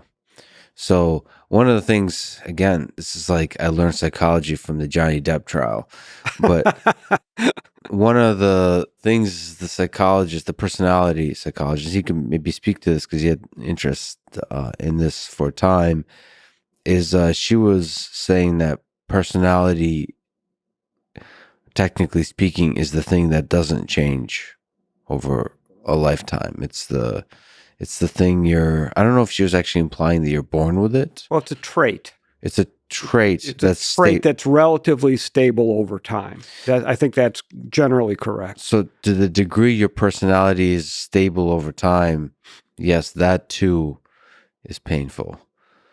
Because what's not painful is the thing, if I'm fat and out of shape, I can exercise and, become healthier in that way. If my diet is a giant mess and that's resulting in some kind of conditions that my body is experiencing, I can fix that by having a better diet.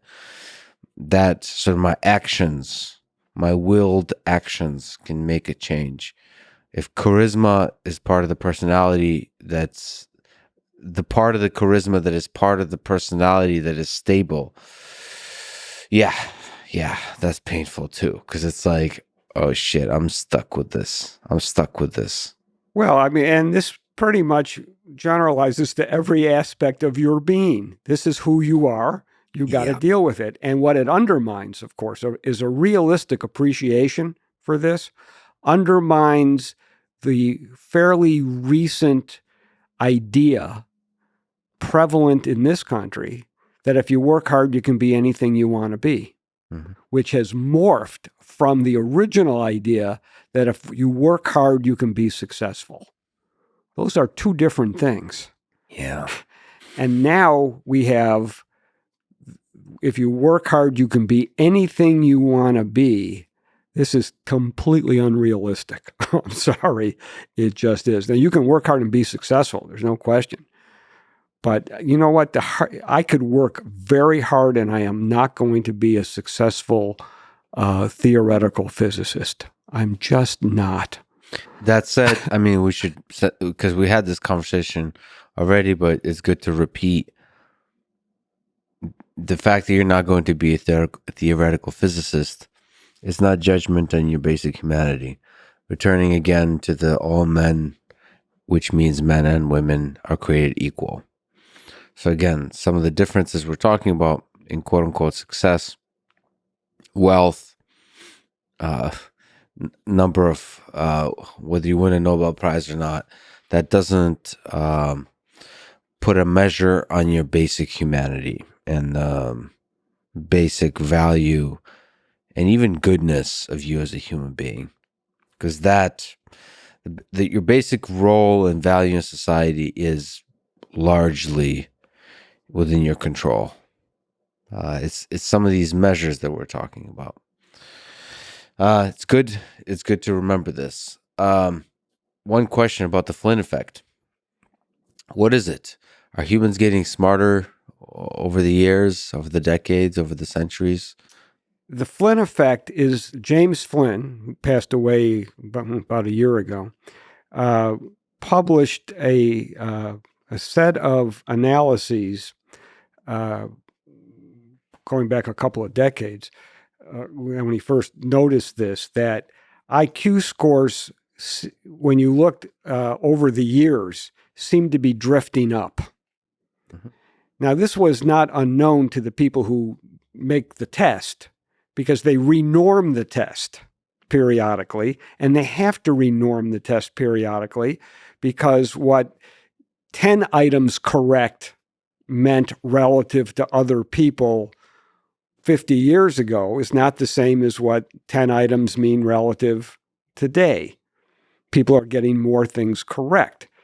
Now, the scores have been drifting up about 3 points. IQ scores have been drifting up about 3 points per decade. This is not a personal effect. This is a cohort effect. Mm-hmm. Well, it's not for an individual. But the world. How do you explain? So what's the explanation? And this has presented intelligence researchers with a great mystery. 2 questions. First, is it effect on the 50% of the variance that's the G factor or on the other 50%? Mm-hmm. And there's evidence that it is a G factor effect. And second, what on earth causes this? And doesn't this mean intelligence and G factor cannot be genetic, mm-hmm. because the scale of natural selection is much, much longer than a couple of decades ago? And so it's been used to try to undermine the idea that there can be a genetic influence on intelligence. But certainly it can be, the Flynn effect can affect the non-genetic aspects of intelligence because genes account for maybe 50% of the variance. Maybe higher. It could be as high as 80% for adults, but let's just say 50% for discussion. So the Flynn effect it's still a mystery. It's still a mystery. It's still a mystery, although the evidence is coming out. I told you before I edited a journal on intelligence, and we're doing a special issue in honor of James Flynn. So I'm starting to see papers now on really the latest research on this. I think most people who specialize in this area of trying to understand the Flynn effect are coming to the view based on data that it has to do with advances in nutrition and healthcare. And there's also evidence that the effect is slowing down and possibly reversing. Oh boy! So how would nutrition? nutrition would still be connected to the G factor. So nutrition as it relates to the G factor, so the biology that leads to the intelligence. Yes. That would be the claim. Like the hypothesis being tested by the research. Yes, and there's some evidence from infants that nutrition has made a difference. And so it's not an unreasonable connection. But does it negate the idea that there's a genetic influence? Not logically at all. So, but it is very interesting. So that if you take an IQ test today, but you take the score and use the tables that were available in 1940, you're going to wind up with a much higher IQ number. So are we really smarter than a couple of generations ago? No, but we might be able to solve problems a little better and make use of our G because of things like Sesame Street and other curricula in school. More people are going to school. So there are a lot of factors here to disentangle. It's fascinating, though. It's fascinating that there's not clear answers yet. That as a population, we're getting smarter. When you just zoom out, that's what it looks like. As a population, we're getting smarter. And it's interesting to see what the effects of that are. I mean, this raises the question. We've mentioned it many times, but haven't clearly addressed it, which is nature versus nurture question. So how much of intelligence is nature? How much of it is nurture? How much of it is determined by genetics versus environment? All of it. All of it is genetics. No, all of it is nature and nurture. Yeah. So yes. Okay. That's but not how much of the variance can you apportion to either? Yeah. Most of the people who work in this field say that is the framing of that. If the question is framed that way, it can't be answered because nature and nurture are not two independent influences. They interact with each other. And understanding those interactions is so complex that many behavioral geneticists say it is today impossible and always will be impossible to disentangle that, no matter what kind of advances there are in DNA technology and genomic informatics. But there's still, to push back on that same intuition from behavioral geneticists would lead me to believe that there cannot possibly be a stable G factor because it's super complex. Many of them would assert that as a logical outcome. Mm-hmm. But because I believe there is a stable G factor from lots of sources of data, not just one study, but lots of sources of data over decades, I am more amenable to the idea that whatever interactions between genes and environment exist, they can be explicated, they can be studied, and that information can be used as a basis for molecular biology of intelligence. Yes, and we'll do this exact question because doesn't the stability of the G factor give you at least a hint that there is a biological basis for intelligence? Yes, I think it's clear that the fact that an IQ score is correlated to things like thickness of your cortex, that it's correlated to glucose metabolic rate in your brain, that wow. Identical twins reared apart are highly similar in their IQ scores. These are all important observations that certainly that indicate, not just suggest, but indicate that there's a biological basis. And does anyone believe intelligence has nothing to do with the brain? I mean, it's so obvious. Well, indirectly definitely has to do with it. But the question is, environment interacting with the brain, or is it the actual raw hardware of the brain? Well, That's some the would question. say that the raw hardware of the brain, as it develops from conception through adulthood, or at least through the childhood, that so-called hardware that you are assuming is mostly genetic, in fact, is not as deterministic as you might think, that it is probabilistic, and what affects the probabilities are things like in uterine environment and other factors like that, including chance.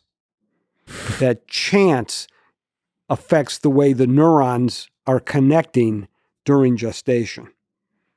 It's not, hey, it's pre-programmed.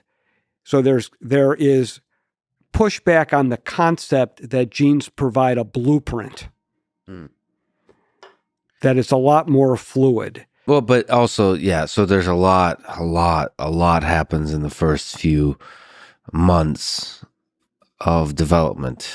So for in 9 months inside the mother's body, and in the the few months afterwards, there's a lot of fascinating stuff, like including chance and luck, like you said, how things connect up. Yeah, the question is afterwards, the neuroplasticity of the brain, how much adjustment there is relative to the environment, how much that affects the G factor. But that's where the whole conclusions of the studies that we've been talking about is that seems to have less and less and less of an effect as pretty quickly. Yes, and I do think there is more of a genetic, by my view, and I'm not an expert on this. I mean, genetics is a highly technical and complex subject. I am not a geneticist, not a behavioral geneticist, but my reading of this, my interpretation of this, is that there is a genetic blueprint, more or less, and that has a profound influence on your subsequent intellectual development, including the G factor. And that's not to say things can't happen to, I mean, if you think of that genes provide a potential, fine, and that various variables impact that potential.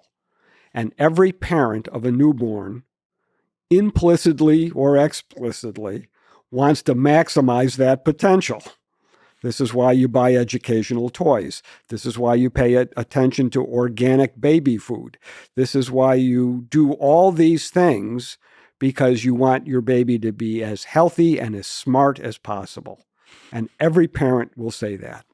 Is there a case to be made? Can you steel man the case that genetics is a very tiny component of all of this, and the environment is essential?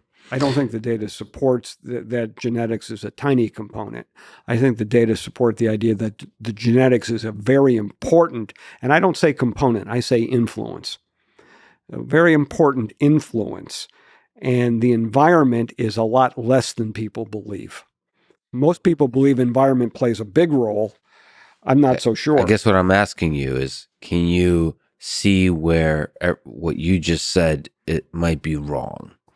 Can you imagine a world, and what kind of evidence would you need to see to say, you know what, the intuition, the studies so far, like reversing the directions?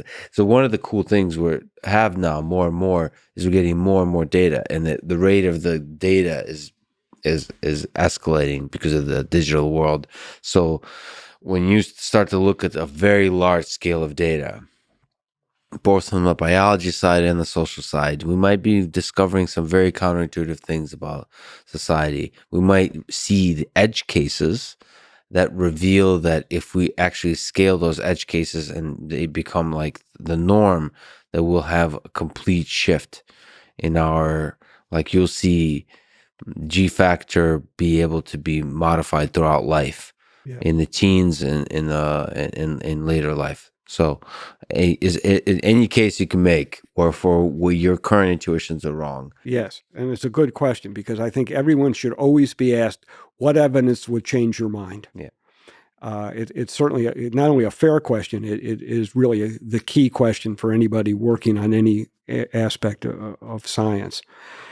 I think that if environment was very important, we would have seen it clearly by now. It would have been obvious that school interventions, compensatory education, early childhood education, all these things that have been earnestly tried in well-funded, well-designed studies would show some effect.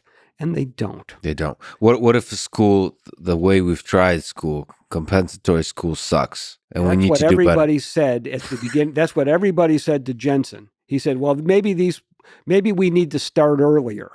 Maybe we need not do pre-kindergarten, but pre-kindergarten. It's always an infinite, well, maybe we didn't get it right.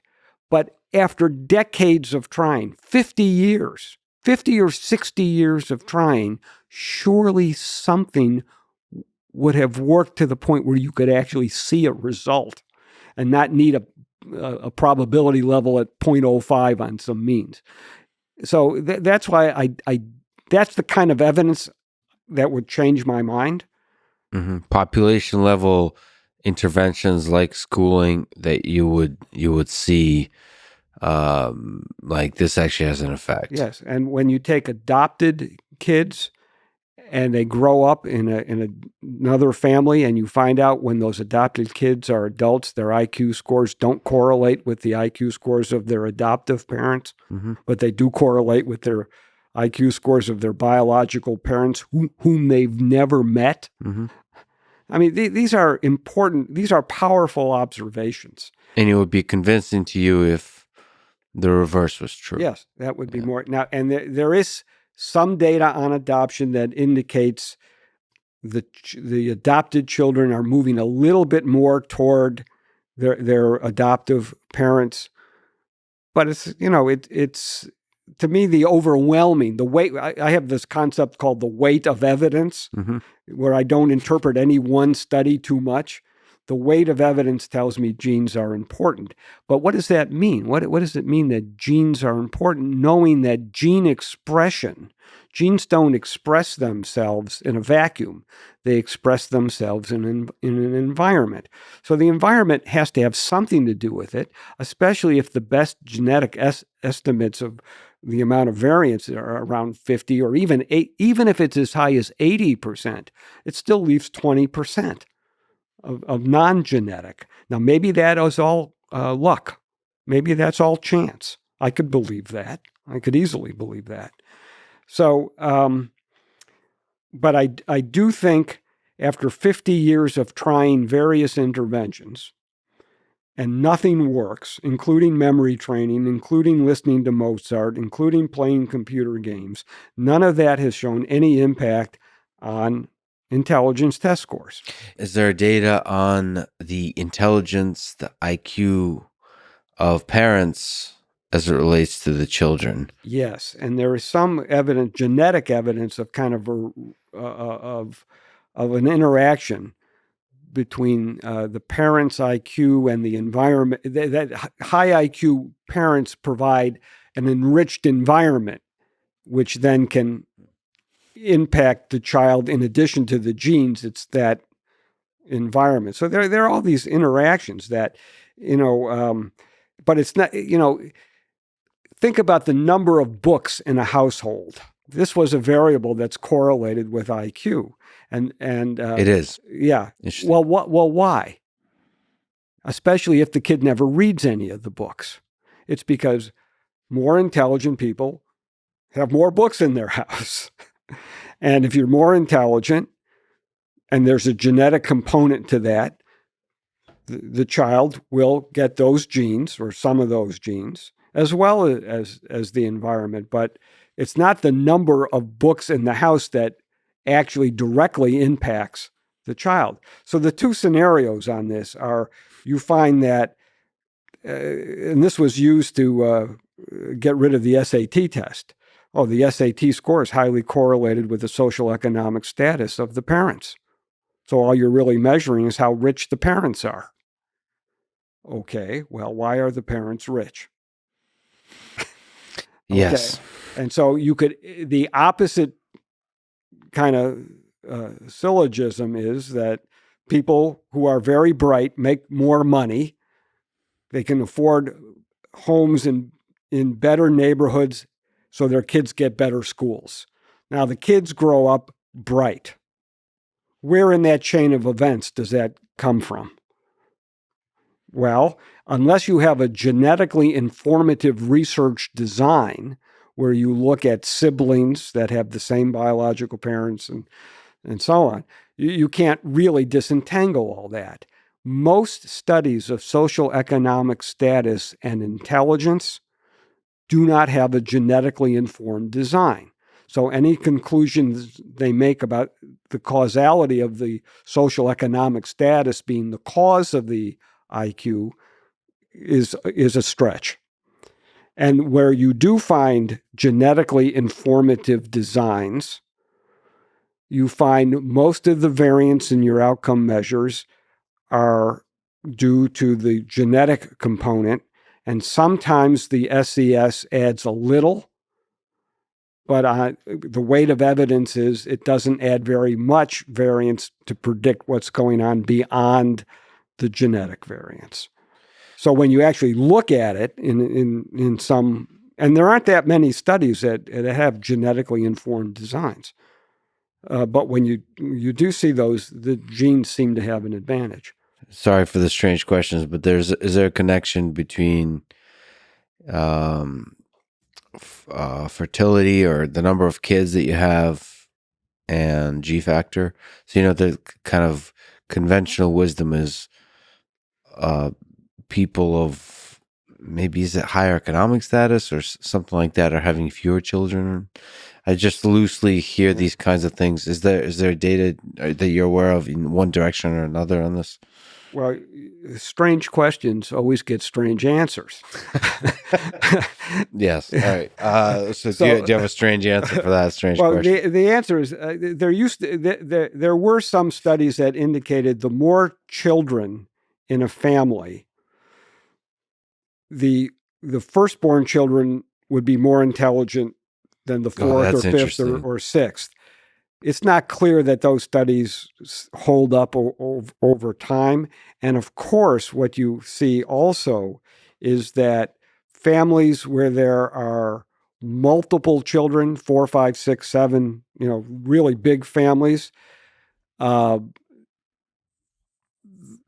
the social economic status of those families usually in the modern age is not that high.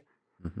It used to be the aristocracy used to have a lot of kids. I'm not sure exactly, but there have been reports of correlations between IQ and fertility, but I'm not sure that the data are very strong that the firstborn child is always the smartest. It seems like there's some data to that, but I'm not current on that. How would that be explained? That would be a nurture. Well, it could be nurture. It could be in uterine environment. I mean, boy, biology is complicated. And this is why this, like many areas of science, you said earlier that there are a lot of gray areas and no definitive answers. This is not uncommon in science that the closer you look at a problem, the more questions you get, not the fewer questions, because the universe is complicated.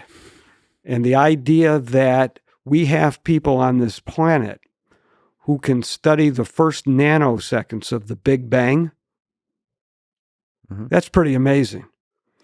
And I've always said that if they can study the first nanoseconds of the Big Bang, we can certainly figure out something about intelligence that allows that.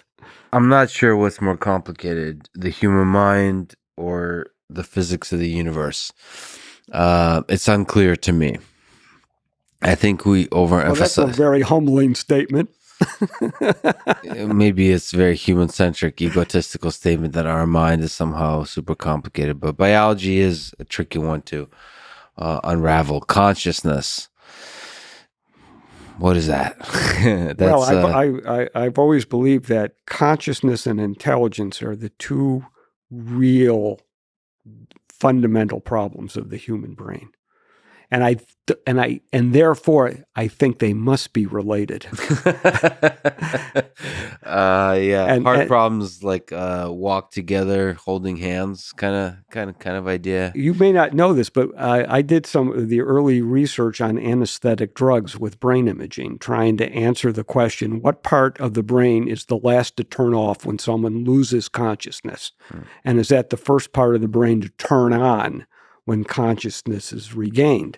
And I was working with an anesthesiologist named Mike Alkire, who was really brilliant at this. These were really the first studies of brain imaging using positron emission tomography long before fMRI. And you would inject a radioactive sugar that labeled the brain, and the harder the brain was working, the more sugar it would take up. And then you could make a picture of glucose use in the brain. And he was amazing. He managed to do this in normal volunteers he brought in and anesthetized as if they were going into surgery. He managed all the human subjects requirements on this research, and he was brilliant at this. And what we did is we had these normal volunteers come in on 3 occasions. Mm-hmm. On one occasion, he gave them enough anesthetic drug so they were a little drowsy. And on another occasion, they came in and he fully anesthetized them. And, he would say, Mike, can you hear me? And the person would say, yeah. And then so we would scan people under a no anesthetic condition. So same person. And we were looking to see if we could see the part of the brain turn off. Yeah. He subsequently tried to do this with fMRI, which has a faster time resolution. And you could do it in real time as the person went under and then regain consciousness, where you couldn't do that with PET. You had to have 3 different occasions. And the results were absolutely fascinating. We did this with different anesthetic drugs, and different drugs impacted different parts of the brain. So we were naturally looking for the common one. And it seemed to have something to do with the thalamus and consciousness. This was actual data on consciousness, actual consciousness. What part of the brain turns on? What part of the brain turns off? It's not so clear. It's not, but maybe has something to do with the thalamus. The sequence of events seem to have the thalamus in it. Boy. Now, here's the question. Are some people more conscious than others? Are there individual differences in consciousness? And I don't mean it in the psychedelic sense. I don't mean it in the political consciousness sense. I just mean it in everyday life. Do some people go through everyday life more conscious than others? And are those the people we might actually label more intelligent? So now, the other thing I was looking for is whether the parts of the brain we were seeing in the anesthesia studies were the same parts of the brain we were seeing in the intelligence studies. Now, this was very complicated, expensive research. We didn't really have funding to do this. We were trying to do it on the fly. I'm not sure anybody has pursued this. I'm retired now. He's gone on to other things. But I think it's an area of research that would be fascinating to see the parts. There are a lot more imaging studies now of consciousness. I'm just not up on them. So, but basically the question is which imaging, so neuroimaging studies to see in a high resolution spatial and temporal way, which part of the brain lights up when you're doing intelligence tasks, and which parts of the brain lights up when you're doing consciousness tasks, and see the interplay between them. Yeah. And try to infer. I mean, that's the challenge of neuroscience. Without understanding deeply, looking from the outside, try to infer something about how the whole thing works. Well, imagine this. Here's a simple question. does it take more anesthetic drug to put to have a person lose consciousness if their IQ is 140 than a person with an IQ of 70? That's an interesting way to study it. Yeah. Now, I mean, if there is if the answer to that is a stable yes, that's very interesting. so I tried to find out. Mhm. And I went to some anesthesiology textbooks about how you dose, and they dose by weight. And what Yeah. I also learned, this is a little bit off subject, anesthesiologists are never sure how deep you are. Yeah. And they usually tell by poking you with a needle, and if you don't jump, they tell the surgeon to go ahead. I'm not sure that's literally true, but it's... Well, it might be very difficult to know precisely how deep you are. It has to do with the same kind of measurements that you were doing with the consciousness. It's difficult. It's difficult to know. But so I don't lose my train of thought. I couldn't find in the textbooks anything about dosing by intelligence. I asked my friend, the anesthesiologist. He said, no, he doesn't know. I said, can we do a chart review and look at people using their years of education as a proxy for IQ? Because if someone's gone to graduate school, that tells you something. You can make some inference as opposed to someone who didn't graduate high school. Can we do a chart review? And he says, no, they never really put down the exact dose. And no, he said, no. So to this day, that the simple question, does it take more anesthetic drug to put someone under if they have a high IQ or less? Or less. It could go either way. Yeah. Because, by the way, our early PET scan studies of intelligence found the unexpected result of an inverse correlation between glucose metabolic rate and intelligence. It wasn't how much a brain area lit up. How much it lit up was negatively correlated to how well they did on the test, which led to the brain efficiency hypothesis, which is still being studied today. And there's more and more evidence that the efficiency of brain information processing is more related to intelligence than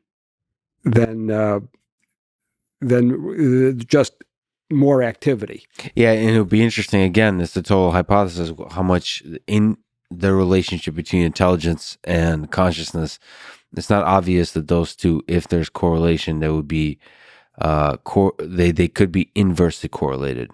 Wouldn't that be funny? If you the consciousness factor, the C factor plus the G factor equals 1.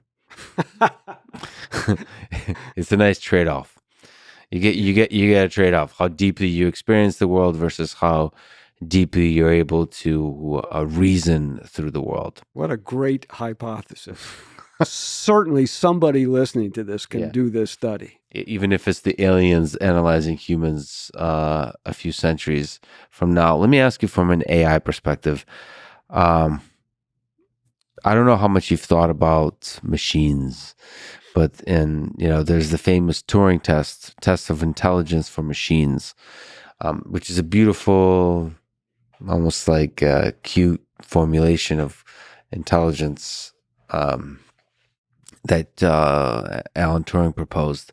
Basically, conversation being, if you can fool a human to think that a machine is a human that passes the test. I suppose you could do a similar thing for humans. If I can fool you that I'm intelligent, then that's a good test of intelligence, right?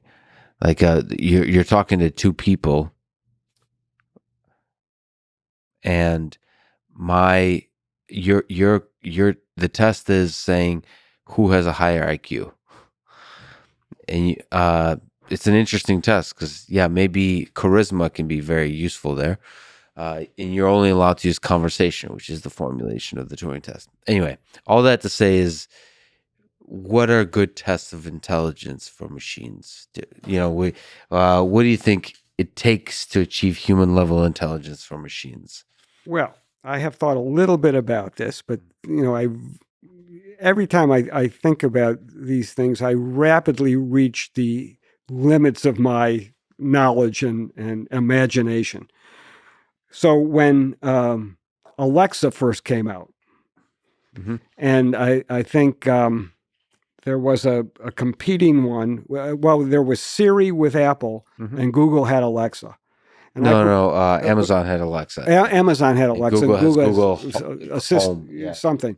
So I proposed to one of my colleagues that he buy one of these, each, one of each, and then ask it questions from the IQ test. Nice. But it became apparent that they all search the internet.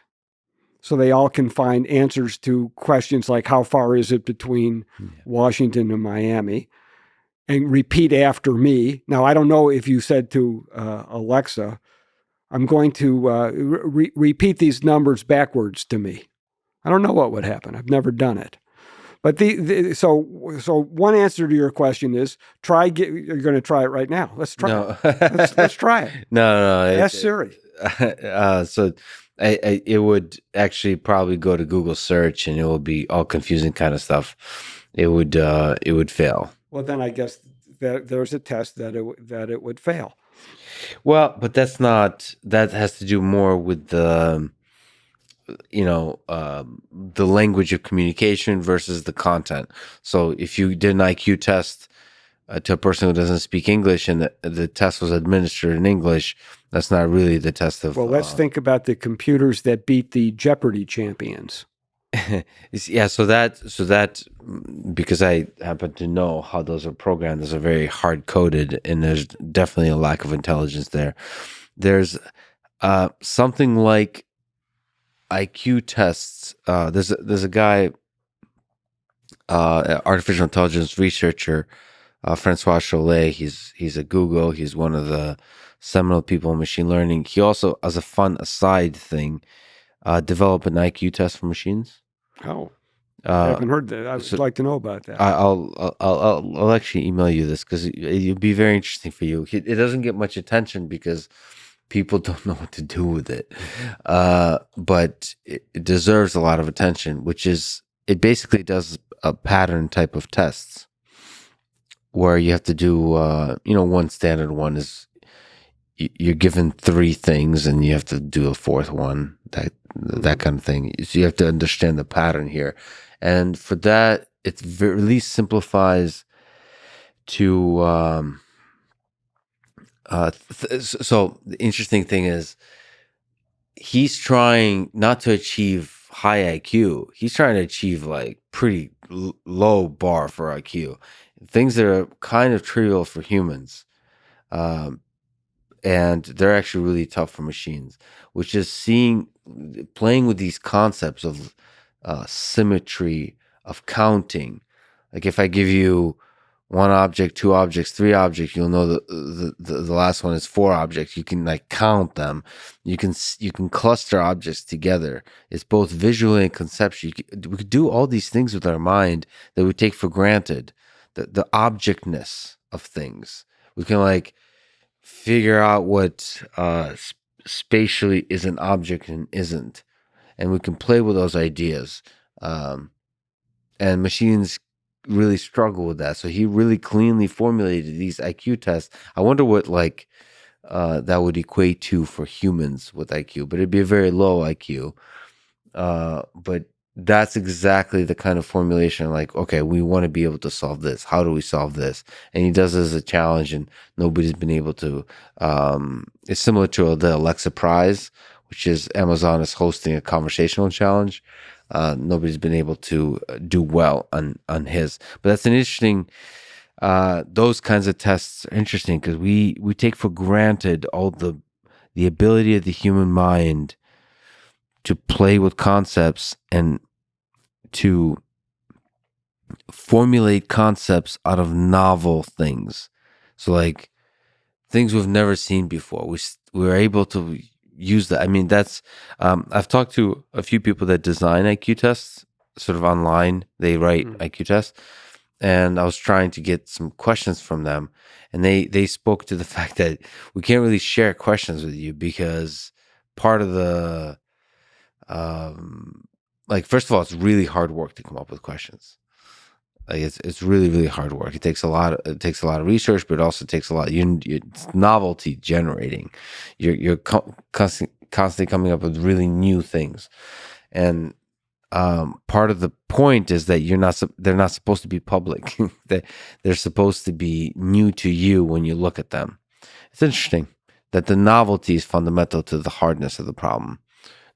At least a part of what makes the problem hard is you've never seen it before. Right. That's called fluid intelligence, as opposed to what's called crystallized intelligence, which is your knowledge of facts.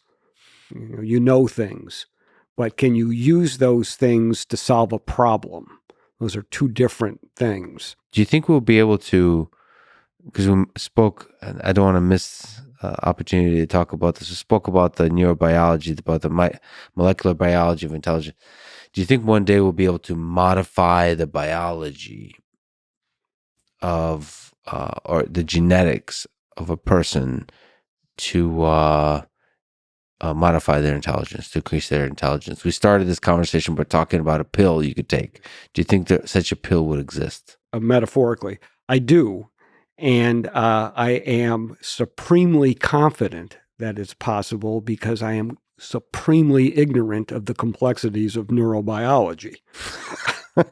And so I have written... Ignorance is bliss. Well, I have written that the nightmares of neurobiologists, understanding the complexities, this cascade of events that happens at the synaptic level,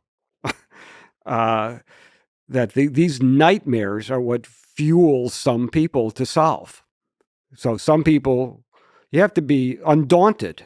I mean, yeah, this is not easy. Yeah. Look, we're still trying to figure out cancer. Yeah. It was only recently that they figured out why aspirin works. These are not easy problems, but I also have the perspective of the history of science is the history of solving problems that are extraordinarily complex. And seem impossible at the time. And so one of the things you look at companies like Neuralink, you have brain-computer interfaces, you start to delve into the human mind and start to talk about machines measuring, but also sending signals to the human mind. You start to wonder what that has, what impact that has on the G factor. Modifying in small ways or in large ways the functioning, the mechanical, electrical, chemical functioning of the brain. I look at everything about the brain. There are different levels of explanation.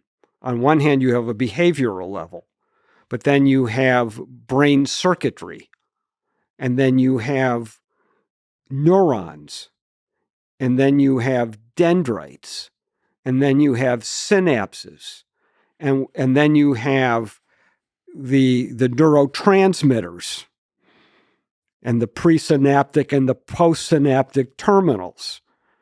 And then you have all the things that influence neurotransmitters. And then you have the individual differences among people. Yeah, it's complicated. But 51 million people in the United States have IQs under 85 and struggle with everyday life.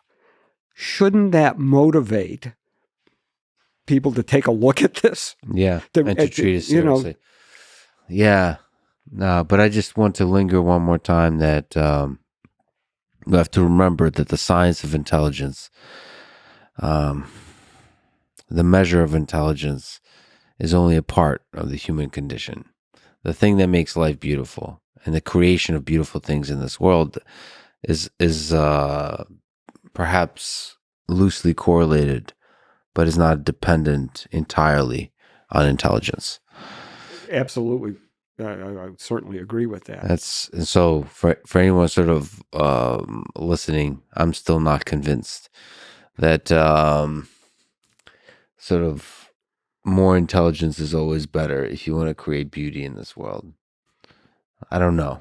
Well, I didn't say more intelligence is always better if you want to create beauty. I just said, all things being equal, more is better than less. That's all I mean. Yeah, but that's sort of that. I just want to sort of say, because a lot, to me, one of the things that makes life great is the opportunity to create beautiful things, and so I just want to sort of empower people to do that, no matter what some IQ test says.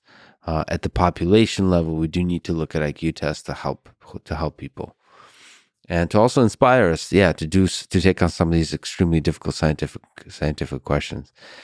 Do you have advice for young people in high school, in college, whether they're thinking about career or they're thinking about a life they can be proud of? Is there advice you can give? Whether they want to pursue psychology or biology or engineering, or they want to be artists and musicians and poets. I can't advise anybody on that level of what their Poetry. passion is. But I can say, if you're interested in psychology, or if you're interested in science, and the science around the big questions of consciousness and intelligence and psychiatric illness, we haven't really talked about brain illnesses and what we might learn from, if you are trying to develop a drug to treat Alzheimer's disease, you are trying to develop a drug to impact learning and memory, which are core to intelligence. So it could well be that the so-called IQ pill will come from a pharmaceutical company trying to develop a drug for Alzheimer's disease. Because that's exactly what you're trying to do, right? Yeah. Well, just like you what said. will that drug do in a college student that doesn't have Alzheimer's disease? Right. So I would encourage people who are interested in psychology, who are interested in science, to pursue a scientific career and address the big questions. And the